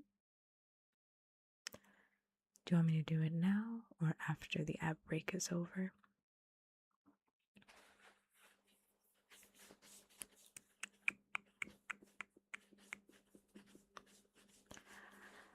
I'll wait until after the outbreak is over then.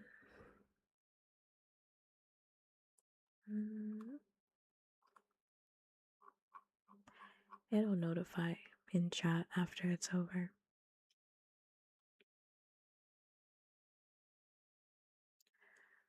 Then came another one of those melancholy little sighs, and this time the poor gnat really seemed to have sighed itself away, for when Alice looked up, there was nothing whatever to be seen on the twig, and, as she was getting quite chilly, with sitting still so long, she got up and walked on. She very soon came to an open field, with a wood on either side of it. It looked much darker than the last wood, and Alice felt a little timid about going into it. However, on second thoughts, she made up her mind to go on. For I certainly won't go back, she thought to herself, and this was the only way to the 8th square. This must be the wood, she said thoughtfully to herself, where things have no names. I wonder what will become of my name when I go in. I shouldn't like to lose it at all, because they'd have to give me another, and that would be most certainly to be an ugly one. But then the fun would be trying to find the creature that got my old name. That's just like the adverts, when people lose dogs. Answers to the name of Dash, had on a brass collar. Just fancy calling everything you met Alice, till one of them answered. Only they wouldn't answer at all if they were wise. She was rambling on in this way when she reached the wood. It looked very cool and shady. Well, at any rate, it's a great comfort, she says as she stepped under the trees. After being so hot, to get into the what? She went on, rather surprised at not being able to think of the word. I meant to get under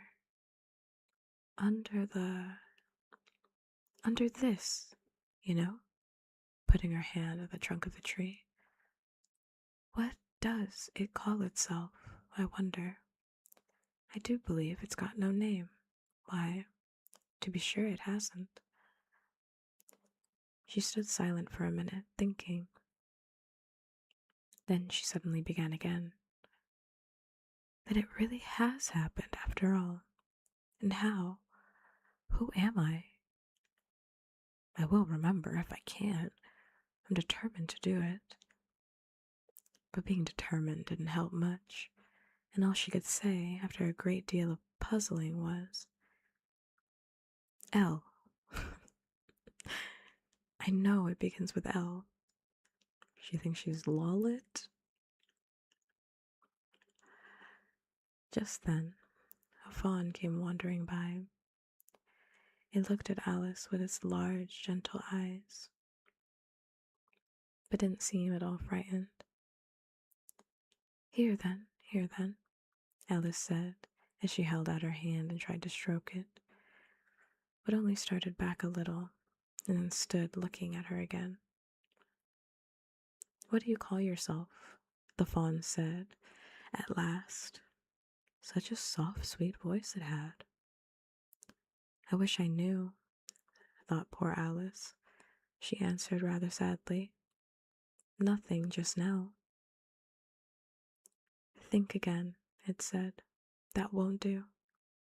Alice thought, but nothing came of it. Please, would you tell me what you call yourself? She said timidly. I think that might help a little. I'll tell you. If you'll move a little further on, the fawn says. I can't remember here. So they walked on together through the wood, Alice with her arms clasped lovingly around the soft neck of the fawn.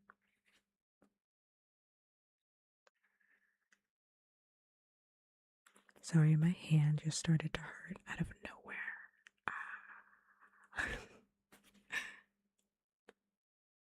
till he came out into another open field. And here, the fawn gave a sudden bound into the air and shook itself free from Alice's arms. "I'm a fawn," it cried out in a voice of delight. "Dear me, you're a human child." A sudden look of alarm came into its beautiful brown eyes, and in another moment it had darted away at full speed. Alice stood, looking after it, almost ready to cry with vexation at having lost her dear little fellow traveler so suddenly. "However, I know my name now," she said. "That's some comfort. Alice. Alice. I won't forget it again. And now, which of these finger posts ought to I follow, I wonder?" It was not a very difficult question to answer, as there was only one road through the wood, and the two finger posts both pointed along it. "I'll settle it," Alice said to herself, "when the road divides and they point different ways." Am I okay? Yeah, I'm fine. I don't really know what's happening with my hand. I'll be honest with you. I don't think I got bit by anything. And I don't remember being at least I don't think. Maybe I did get bit by something. I don't know. I was outside like for a long time today, so I could have definitely gotten bitten by something and just now noticed it. But it's weird to get bit on my hand. Because like the inside of like my palm is like I'm just not looking at it, it's like bright red. Like my palm is like bright red. And it like really hurts. Feels like I like hit it against something, but I literally didn't. But there's like a mark on it. So I'm like, oh, maybe something bit me. I don't know. I'll be fine. I'll put some ice on it or something. I'll look at it in the morning, and if it's still really bad, then I'll deal with it.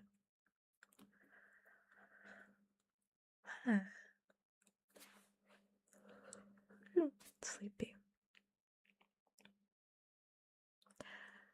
But this did not seem likely to happen. She went on and on, a long way, but whenever the road divided, there were sure to be two finger posts pointing the same way.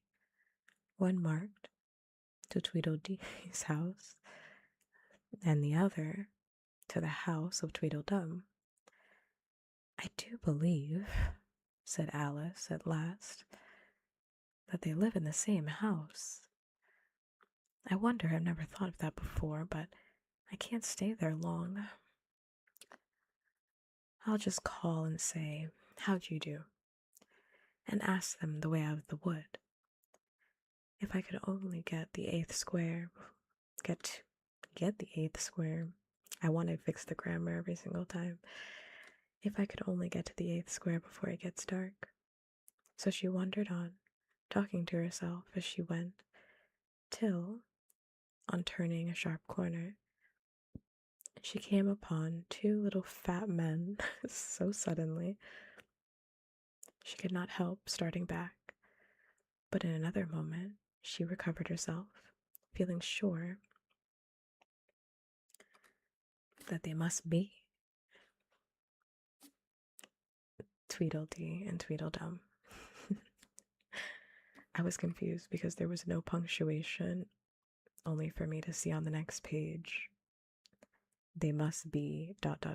Tweedledee and Tweedledum," the title of chapter 6. Okay, let's do the brushing.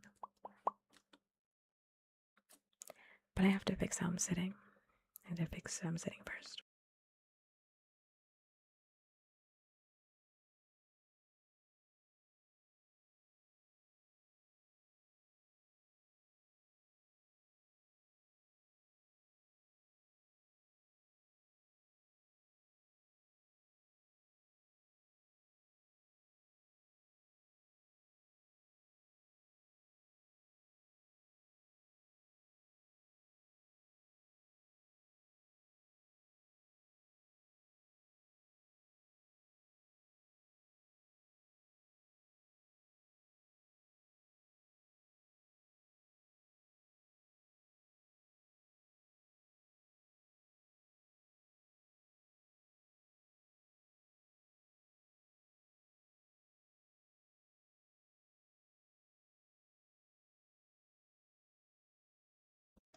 Okay.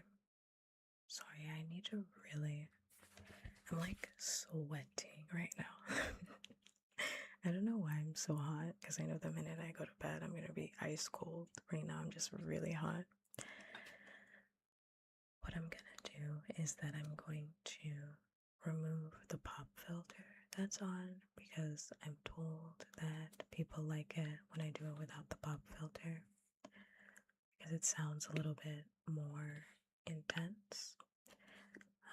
And I'm gonna use a few different brushes and I'll just start and I'll know when to stop. So I'm just not gonna talk while it's happening, but I'm going to take a second to remove the pop filter. So I'm gonna mute real quick.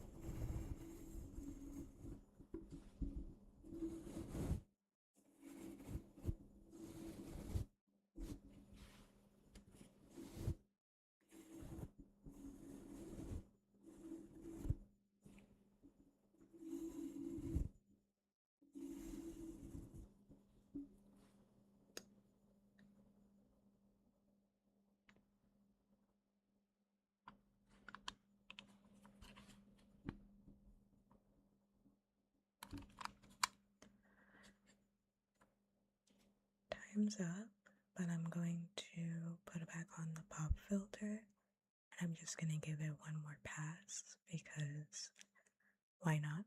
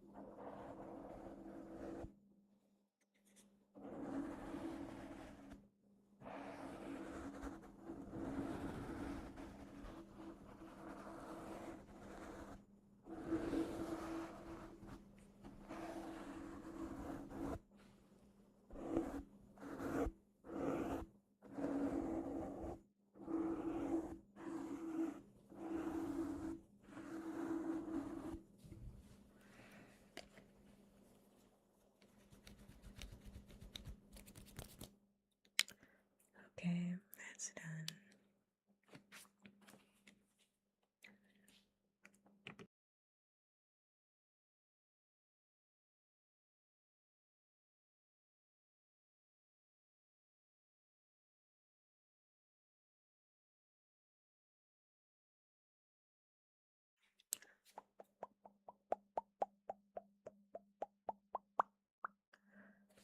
Done.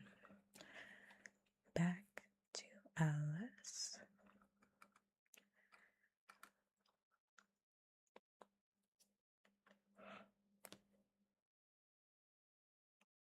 I have no idea where we're at. I have no concept of how many chapters they've read. Hold up. Like, how far am I in this book? 1, 2, 3, 4. Oh, 4, 5, and 6. How long has I been streaming for? Sounds about right. Okay. I'm gonna try my best to lock in and do the next 2 chapters so that we're exactly halfway. Because if not, I fear the next stream is going to be very long. It's gonna end up being like 30 streams of this book, and I don't want to do that.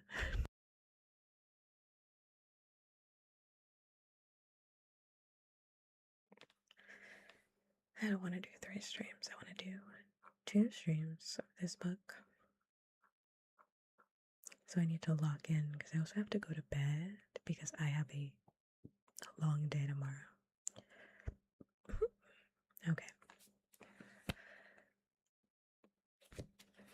So let's read Tweedledee and Tweedledum. Actually says Tweedledum and Tweedledee, but I think it reads better the other way.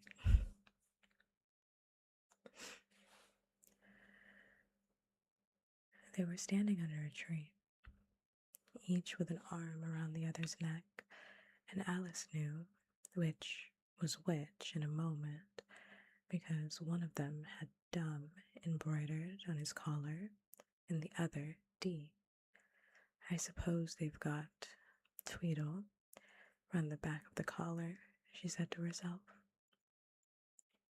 They stood so still that she quite forgot they were alive, and she was just looking round to see if the word Tweedle was written on the back of each collar when she was startled by a voice coming from the one marked dumb. If you think we're waxworks, he said, you ought to pay, you know. Waxworks weren't made to be looked at for nothing. Now how? Contrawise, added the one marked D. If you think we're alive, you ought to speak. I'm sure I'm very sorry, was all Alice could say, for the words of the old song kept ringing through her head like the ticking of a clock, and she could hardly help them saying out loud. Tweedledum and Tweedledee agreed to have a battle, for Tweedledum said Tweedledee had spoiled his nice new rattle. Just then flew down a monstrous crow, as black as tar barrel, which frightened both the heroes so they quite forgot their quarrel.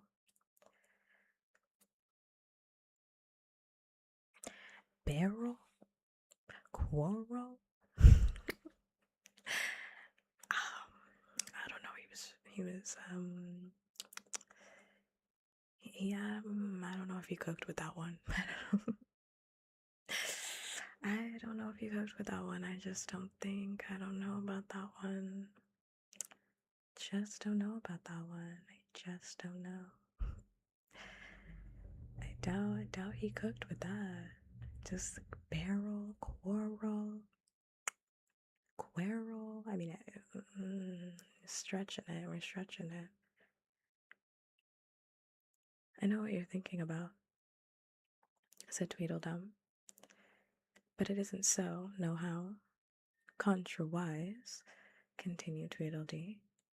If it was so, it might be, and if it were so, it would be, but as it isn't, it ain't. That's logic. I was thinking, Alice said very politely, which is the best way out of this wood? It's getting so dark. Would you tell me, please? But the fat little men only looked at each other and grinned. They looked so exactly like a couple of great school boys that Alice couldn't help pointing her finger at Tweedledum, saying, First boy. Now ho, Tweedledum cried out briskly, and shut his mouth up again with a snap. Next boy, said Alice, passing on to Tweedledee, though she felt quite certain he would only shout, contrawise, and so he did. You've been wrong, cried Tweedledum. The first thing in a visit is to say, how do you do, and shake hands. And here the two brothers gave each other a hug and held out the two hands that were free to shake hands with her. Alice did not like shaking hands with either of them. First, for fear of hurting the other one's feelings. So, as the best way out of the difficulty, she took hold of both the hands at once. The next moment they were dancing round in a ring. This seemed quite unnatural, she remembered afterwards. And she was not even surprised to hear music playing. It seemed to come from the tree under which they were dancing, and it was done, as well as she could make out, by the branches rubbing one across the other like fiddles and fiddlesticks. I think it's interesting that Tweedledee and Tweedledum are like one of the most iconic things from Alice, but it's commonly attributed to Alice in Wonderland, not Through the Looking Glass, even though they aren't even in that. Like, at all. They aren't in it. This is the first time we've ever heard of them. It's like, I wonder if this is like the one thing from the Looking Glass it seems like that stayed. Because I haven't heard like anything else from this book besides that.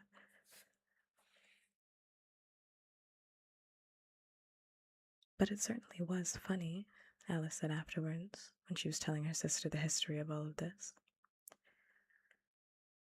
He's spoiling it. He's spoiling the end of the book.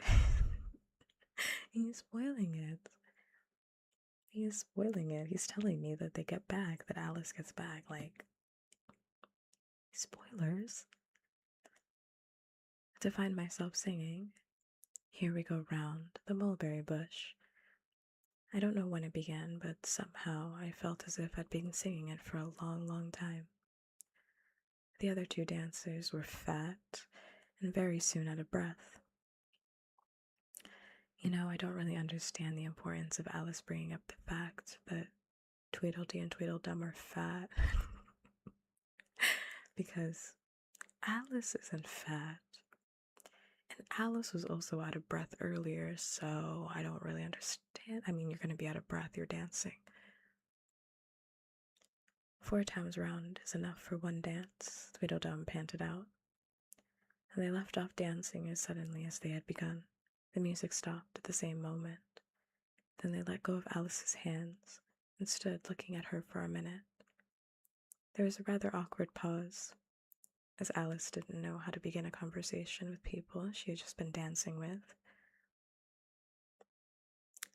It would never do to say, "How do you do now?" she said to herself. We seem to have gotten beyond that somehow. "I hope you're not much tired," she said at last. "Nohow, and thank you very much for asking," said Tweedledum. "So much obliged," added Tweedledee. "You like poetry?" Hmm. Yes. Pretty well. Some poetry," Alice said doubtfully. "Would you tell me which road leads out of the wood?" "What shall I repeat to her?" said Tweedledee, looking round at Tweedledum with great solemn eyes, and not noticing Alice's question. "The Walrus and the Carpenter is the longest," Tweedledum replied, giving his brother an affectionate hug. Tweedledee began instantly. "The sun was shining." Here Alice ventured to interrupt him. "If it's very long," she said as politely as she could, "would you please tell me first which road—" Tweedledee smiled gently and began again. "The sun was shining on the sea, shining with all his might. He did his best, he did his very best, to make the billows smooth and bright, and this was odd, because it was the middle of the night. The moon was shining sulkily, because she thought the sun had no business to be there. After the day was done, "It's very rude of him," she said, "to come and spoil the fun. The sea was wet as wet could be, the sands were dry as dry. You could not see a cloud because no clouds was in the sky. No birds were flying overhead, there were no birds to fly. The Walrus and the Carpenter were walking close at hand. They wept like anything to see such quantities of sand. If this were only cleared away, they said it would be grand. If 7 maids with 7 mops swept it for half a year, do you suppose, the Walrus said, that they could get it clear?" "I doubt it," said the Carpenter, and shed a bitter tear. "O oysters, come and walk with us," the Walrus did beseech. "A pleasant walk, a pleasant talk, along the briny beach. We cannot do with more than 4 to give a hand to each." The eldest oyster looked at him, but never a word he said. The eldest oyster winked his eye and shook his heavy head, meaning to say he did not choose to leave the oyster bed. But 4 young oysters hurried up, all eager for the treat. Their coats were brushed, their faces washed. Their shoes were clean and neat. And this was odd because, they hadn't any feet. 4 other oysters followed them, and yet another 4. And thick and fast they came at last, and more and more and more, all hopping through the frothy waves and scrambling to the shore. The walrus and the carpenter walked on a mile or so, and then they rested on a rock conveniently low. And all the little oysters stood and waited in a row. The time has come, the walrus said, to talk of many things, of shoes and ships and sealing wax, of cabbages and kings, and why the sea is boiling hot, and whether pigs have wings. Hi, Nimble. Happy Pride, happy Pride. But wait a bit, the oysters cried, before we have our chat. For some of us are out of breath, and all of us are fat. No hurry, said the carpenter. They think them much for that. A loaf of bread, the walrus said, is what we chiefly need. Pepper and vinegar, besides, are very good indeed. Now, if you're ready, oysters dear, we can begin to feed. But not on us, the oysters cried, turning a little blue. After such kindness, that would be a dismal thing to do. The night is fine, the walrus said. Do you admire the view? It was so kind of you to come, and you are very nice. The carpenter said nothing but, cut us another slice. I wish you were not quite so deaf. I've had to ask you twice.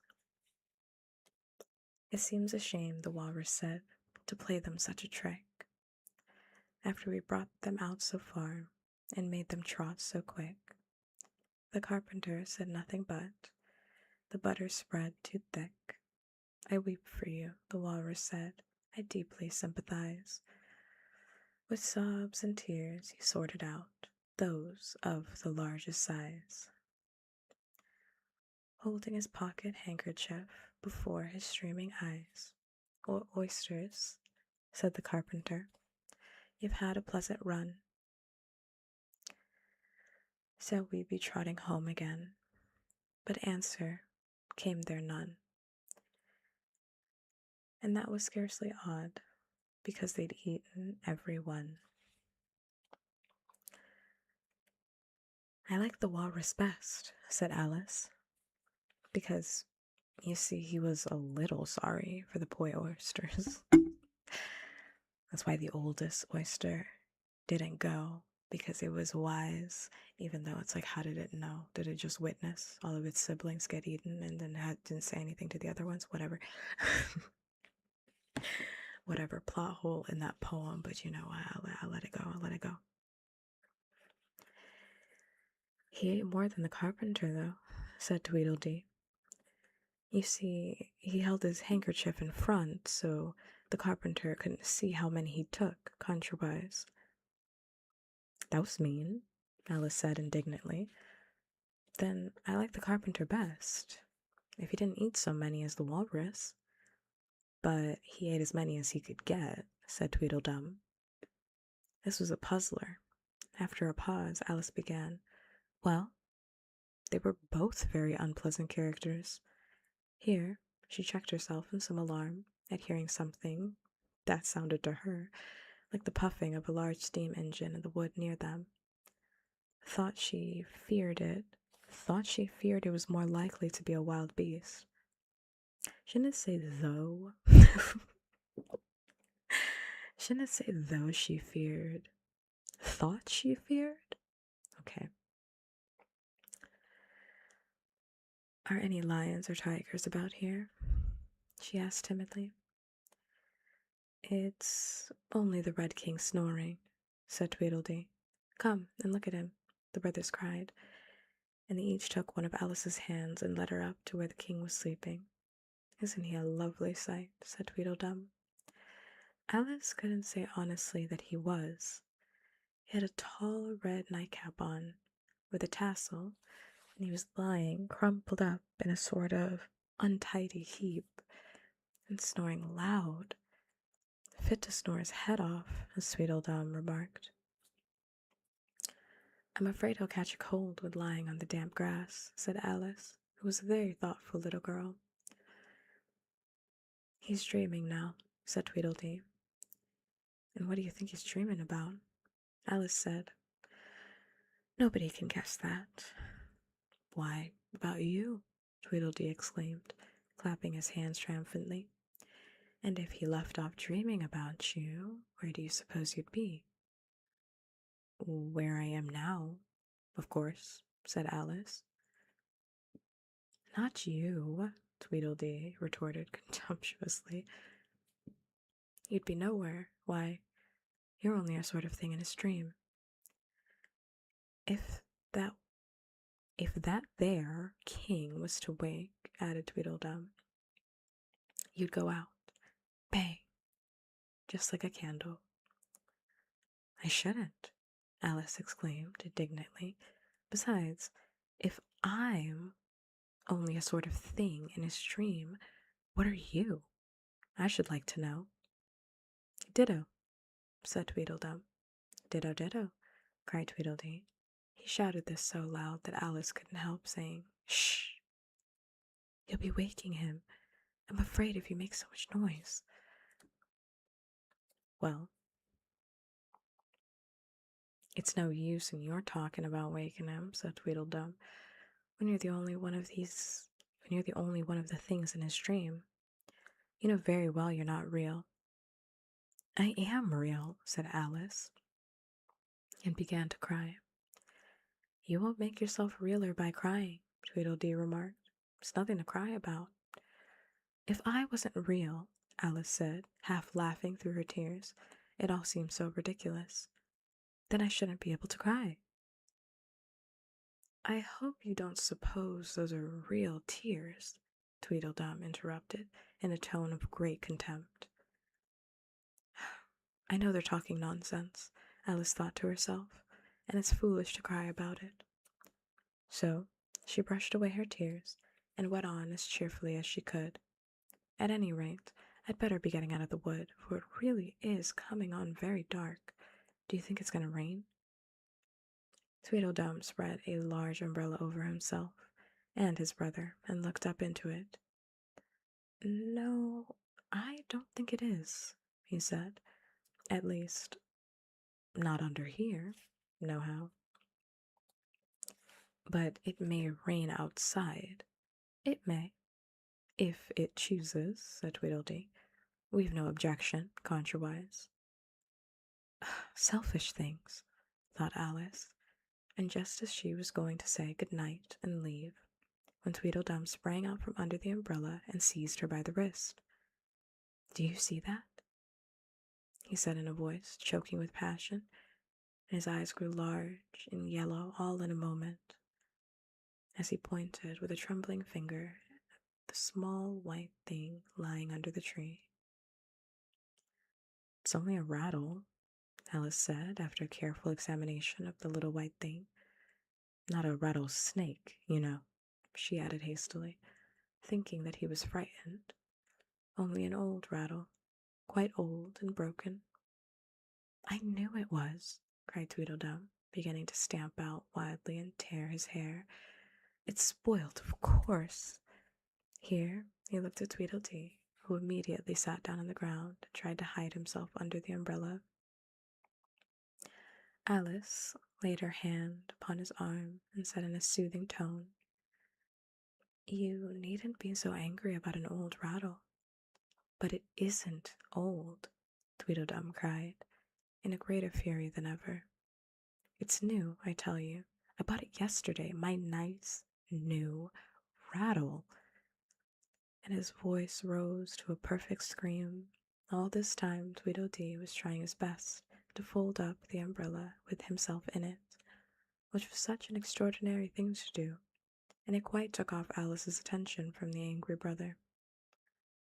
But she couldn't quite succeed, and he couldn't quite succeed, and it ended in his rolling over, bundled up in the umbrella, with only his head out.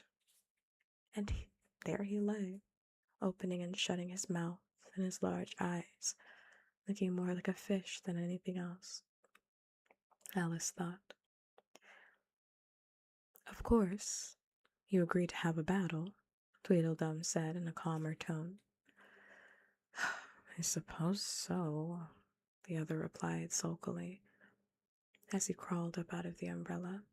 Only she must help us to dress up, you know.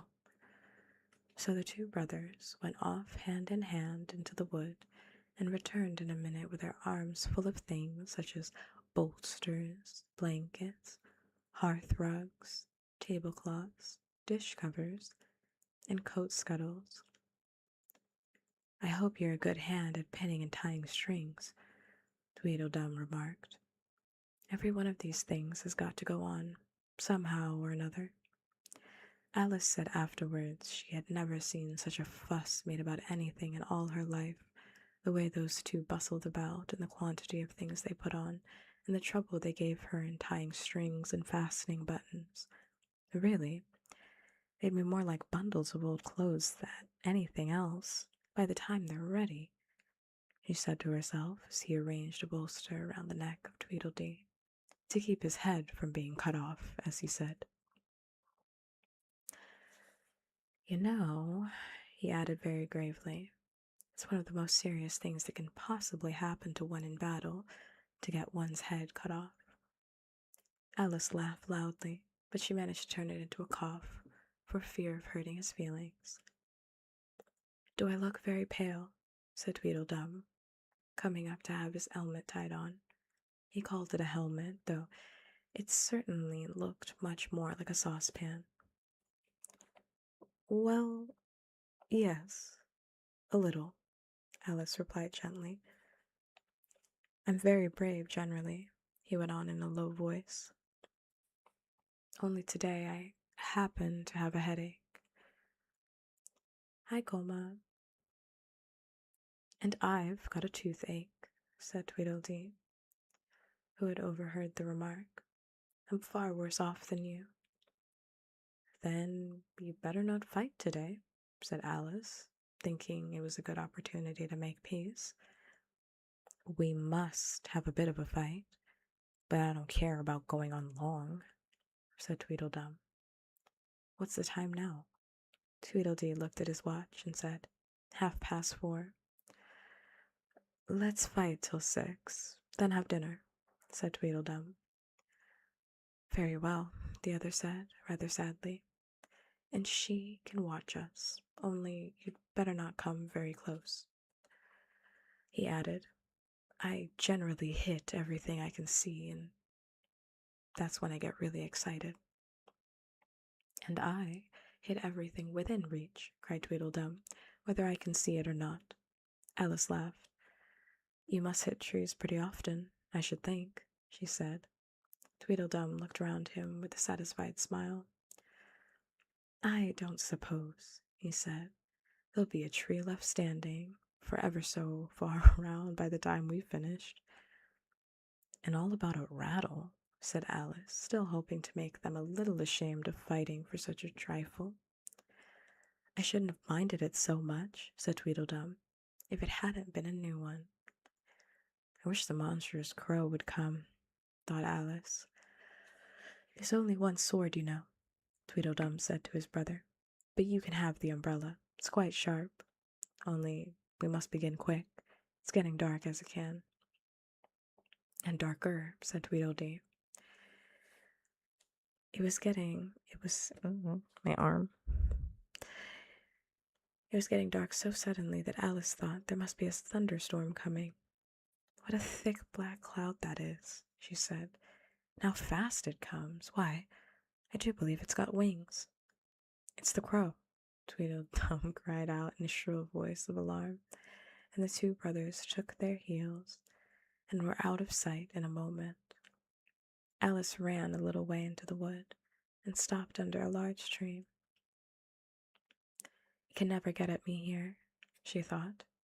"It's far too large to squeeze itself in among the trees, but I wish it wouldn't flap its wings so, and make a hurricane in the wood. Here's somebody's shawl being blown away." What chapter is this? What chapter is this? 1, 2, 3, 4, 5. We're on chapter 5. Wow. On chapter 5. Wow. Okay. 5. Wool and water. My assessment so far of this book compared to Alice in Wonderland, I'm understanding it now. Like, Alice in Wonderland is objectively the better book so far. I think it's structured better, even though a lot of the same, like, whimsical events are taking place. I think they're just paced better in Alice in Wonderland compared to The Looking Glass. And I think Lewis's problem with The Looking Glass is that I think he should have gone to a 10 because the original Alice in Wonderland is already so kooky. I think he should have, if the original Alice in Wonderland is like a 5, I really just think he should have gone the full 10, and it seems like we're still at like a 5, you know what I mean? Like, all of these characters are characters thus far that we've met that we could have already met in Wonderland. And it just feels like if she's going through the looking glass, it should be like a more intense, right? Like, the stakes are higher. This one, round 2, Electric Boogaloo, the stakes are a little bit higher. And for some reason, he just didn't do that. Like, I think Alice should have been fighting for her life in this one, frankly. And Alice was fighting for her life in the first one. That's the only reason why I say that, is because in the first one, Alice was going through it, which I think made the story better. Because, like, Alice was trying her best initially to get to the garden and then to fix her size, and then everybody was being mean to her. Like, it felt like she had, like an obstacle, like an antagonist, like every chapter. Whereas this one, why is Alice going? Like, why is Alice going all the way to the end? Because she wants to be a queen? Like, why? Like, which I mean, like, I know the answer could be like, well, Alice is a child, like, she wants to be a queen just because she wants to be a queen. But it feels lazy compared to the first one. It does. I will say, too, I genuinely don't understand why Tweedledee and Tweedledum are so iconic. Like, I'm actually very confused. I'm actually very confused, especially after reading their chapter. So confused. Why do people like him? What? Or like them, I shouldn't say him. But like them. Confused. I'm so confused. I'm so confused. I don't think they're any more or less iconic than any other character we met thus far. Probably because in the previous chapter regarding the train, nobody wants to look at a giant gnat. So that might be why they decided to go with Tweedledee and Tweedledum, because you could make them kind of cutesy. And their names are cutesy, but like, as characters, I just don't think they hold up as characters.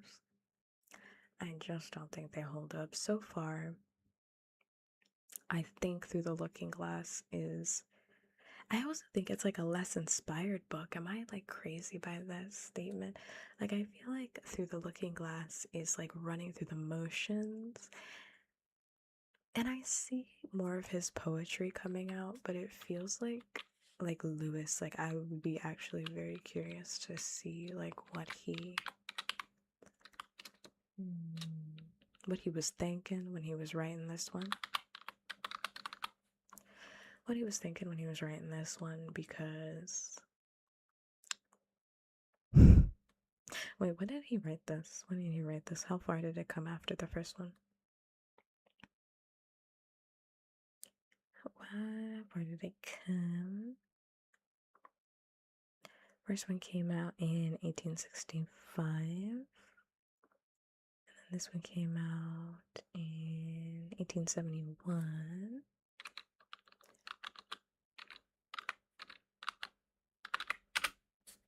So 6 years in between. He had some time to think. He had some time to think. He had some time to think. I don't know. I don't know what he was going through. He had some time to think. Because, like, I don't really understand the need for it to be essentially, like, what's the word I'm looking for? Like, I guess attached to Alice. Like, why do these characters necessarily have to be attached to Alice in any way, shape, or form? It kind of gives me the vibe that, like, he wanted to write a poetry book, but he did that. I don't know. Or did he not do that? Or did he not do that? He can just release poetry, no? I don't know what it was like. Did he write anything in between? Let me look. I'm looking because I'm kind of confused. I'm confused, like, actually. Let's look because it was 6 years. So I'm like, okay.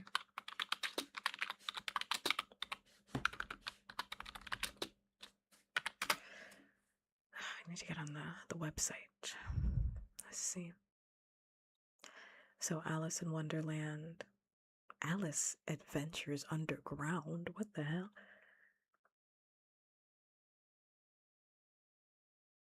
It's basically the same book with more pictures. Okay. No, he didn't. He didn't do anything in between.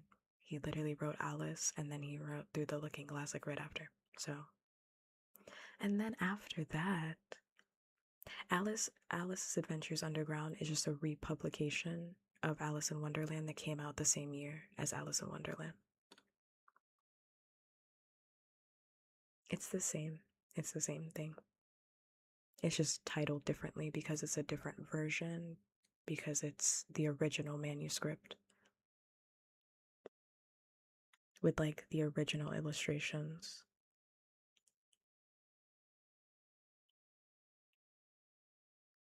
So I'm confused. And then afterwards, he published. He published poetry. He published poetry. I'm so confused. He published it, so I don't know. Like, did he think it wasn't gonna sell? I mean, at that point, he was famous. I mean, the book sold well. Alice in Wonderland sold well. Am I crazy about that? Didn't we just read that last time? Like, it sold well.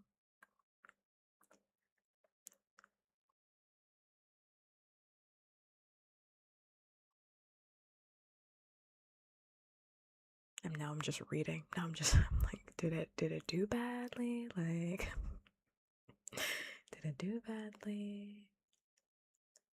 But no.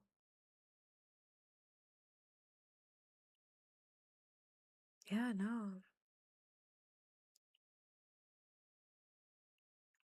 I don't know. I really don't know what's wrong with him. Like, I really don't know what's wrong with him. Yeah, the entire print, the original print, sold out like immediately. Everybody loved it. Oscar Wilde loved it. Queen Victoria loved it. They loved this book. So I'm like, I'm confused. Sorry, just bumped the mic. I'm so confused. I'm like, he had 6 years in between, and then he writes this, which I mean, okay, now that I'm thinking about it, maybe it's because everybody liked Alice in Wonderland so much that like he didn't want to rock the boat, right? You know how like an author releases like, or like a YouTube channel, for example, like somebody likes a certain type of content and then they only do that content, right? It's like, well, my fans don't necessarily want to see me do anything else. So I'm just gonna keep doing this content. Maybe it was that. Maybe that's what happened.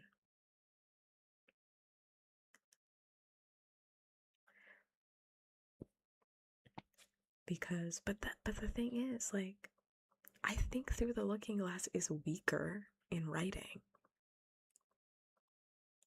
Like, I'm thinking about it. I'm like, I think it's actually weaker in writing. Like, I think the poetry is stronger in this one, but the glue in between is weaker, if that makes sense. Like, the actual narrative thorough line is weaker in this one. Because it's like, Alice, go home. Like, Alice, go home? Like, go home? Like, why are you here? And it made sense in Alice in Wonderland as to why Alice was like, okay, I'm just gonna go through the garden, because she fell down a hole and she fell for like 6 business days, so like she couldn't go back up there. She couldn't go back up, so she was like, well, I'm just gonna go in the garden, like I'm just gonna go there because that's the only option that I got. But then she kept finding herself getting into situations like being too tiny or being too big, and getting into all sorts of situations with all of the animals. But in this one, it's like, well, Alice has like 0 reason to not turn around, you know what I mean? And I know she said in chapter 1, or maybe it was chapter 2, she was like, well, if I turn around, then my adventure is done. But like, Alice, like, Alice, you can't be over here crying on the adventure if you had the opportunity to turn around. I don't want to see it, you know? That's what I'm saying. Like, it feels like a wave, like a hand wave, where it's like, oh, you know, Alice wants to go on an adventure. But like, the thing is, it's not really established that that's like Alice's character. You know what I mean? Like, Alice is a very exploratory girl, but she's not like against the life that she has, you know what I mean? I think it would have made more sense if Alice was characterized as somebody who didn't enjoy the life that she had at home, right? And then was like, well, I'm not gonna go back because, like, I don't want to go back home. The only thing Alice genuinely does not like is going to school. That's the only thing she doesn't like. She doesn't like going to school. But, like, Alice, it's not even school time. It's snowing outside, girl. You're not even gonna go anywhere. You're just gonna be at home. So I'm confused. I'm double confused. I'm double confused. And she only doesn't like school because Alice doesn't really like her teacher. But Alice likes to learn. At least she said so in the last book. Alice likes to learn. So I'm like, I'm confused by this whole thing. That's why I'm saying, like, the glue in between the poetry is pretty weak, which is disappointing. I'm like, Lewis, you're disappointing me. Lewis Carroll, you are disappointing me. You are disappointing me. You are. Even weirder, though, that, like, Through the Looking Glass, like, Tweedledee and Tweedledum are persisting. Like, out of all the things that would have persisted, again, out of this book, Tweedledee and Tweedledum. Tweedledee and Tweedledum. Now I'm reading the reviews, even though we're halfway. I haven't finished the book yet. But, like, people say that the book is on par with its predecessor. No, it's not. No, it is not. I can tell you that. I can tell you that right now. No, it is not. Okay, I'm gonna read. Let's see if I can get through this chapter. How long is this chapter?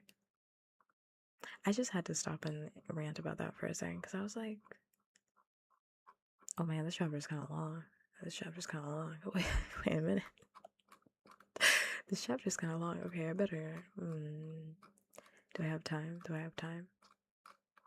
When do I have work tomorrow? Early in the morning, I bet. Early in the morning, I bet.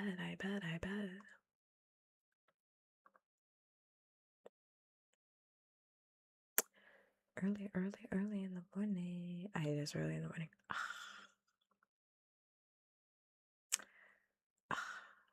Okay, I'm gonna pause here. I wanted to read one more chapter. But it's like gonna be 3 hours. I mean, the ad break is happening. So I wanna read another chapter. The ad break is happening, so I wanna read another chapter. But this chapter is pretty long, I'm not even gonna lie. Thank you for streaming. Thank you for chilling. Thank you for chilling. That's because I was yapping so much at the start. I was yapping so much at the start. And then we'll just pick this up next week, and then I'll just read the rest of it. I mean, it'll be 7 chapters.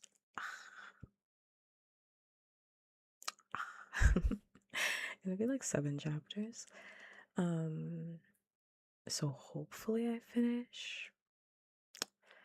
Because I just want to leave like 1 chapter left over because it's going to take me like 30 minutes to read it. But next week I'll definitely try and like start as soon as I'm doing it. Made a lot of progress in your art. Congrats. I'm just a little disappointed with Alice. I shouldn't say Alice in Wonderland, but I'm a little disappointed in Through the Looking Glass. I was so excited. And I don't think it's bad. Like, I want that to be clear. Like, I don't think Through the Looking Glass is like bad in any way. I just think it's like disjointed. And it's not as good as Alice in Wonderland. Because, like, Alice in Wonderland was like really fun to read. It was like really, really fun to read. And I think that one still holds up. I think this one, so far, I'm not done with it, obviously, so I can't really say 100% until I'm done with it. So I guess we'll know next week. But like, I think this one feels, I don't want to say it doesn't hold up because it's not badly written. I just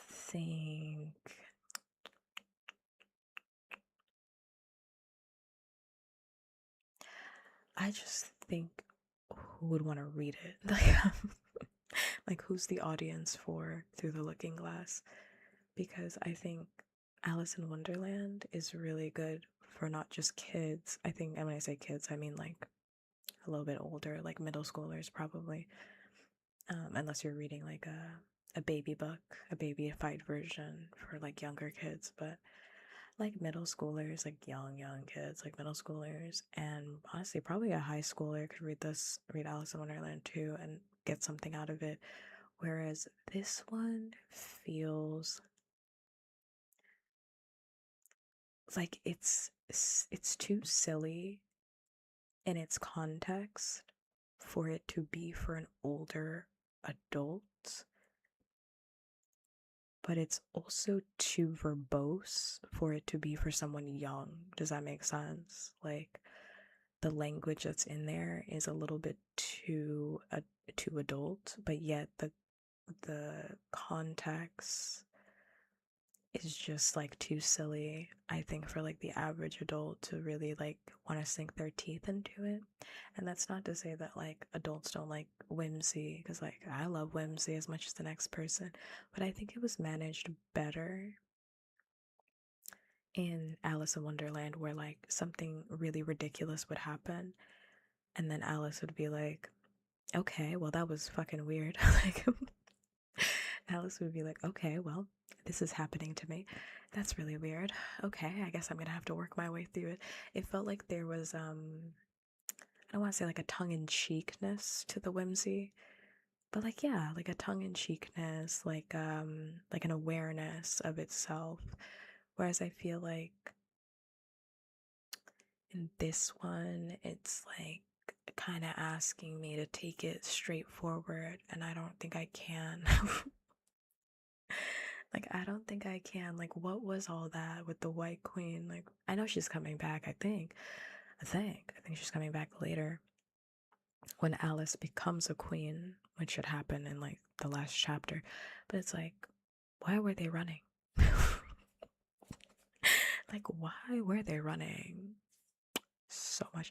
I also feel like when things happened that were kind of insane, like it made sense within the context of like what was happening or what was being done, even though it didn't make sense, if that makes sense.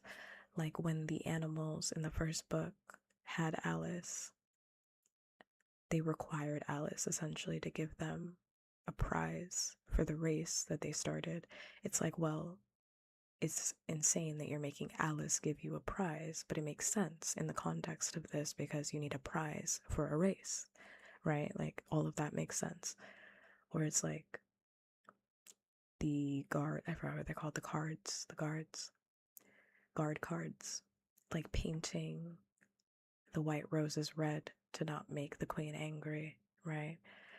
It's like, okay, like ridiculous action, but it makes sense because this woman is like murder hungry. So of course you would do that. But it's like this. It's like, why were you guys running at the start? Why is there a train in the middle of the woods? Where's that going? Where's the train going? Where was the ticket booth? Where was the ticket booth? I feel like it's asking me to just accept whatever's coming, and it's like I preferred in the original one where you kind of tried a little bit to connect everything or like make it a little bit more grounded. Like I prefer that actually.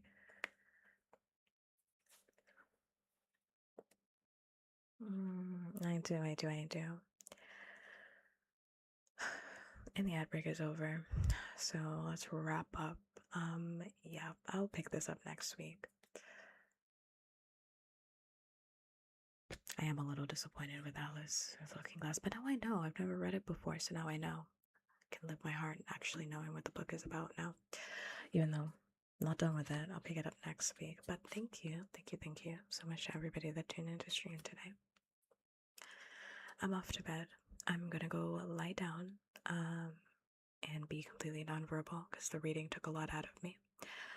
Next week, I'm gonna finish up this book, and then probably the week after, I don't know if I'm gonna want to keep doing ASMR because I only really do ASMR when I'm in the mood for it. So I can't really tell you what's gonna happen in 2 weeks because 2 weeks it hasn't happened yet. But I'm thinking I'm probably gonna take a break from reading and then just do like a just chatting, just vibing. I think I want to do that stream that I did. I can't remember. I don't think I did it on this channel because I didn't make this channel yet. I think I did it on my main channel. I think that's what happened. I think. I like can't remember. I think that's what I did. Where I counted for the entire stream. That was such a fun stream. I had a lot of fun doing that. So I think I'm gonna do that as like a reset. Because the counting stream was fun. Trying to get to a good number was really fun. So I think I'm gonna do that next time. Well, not next time, but like in 2 weeks after this book is done. Hopefully, if I finish through the Looking Glass whenever I finish it.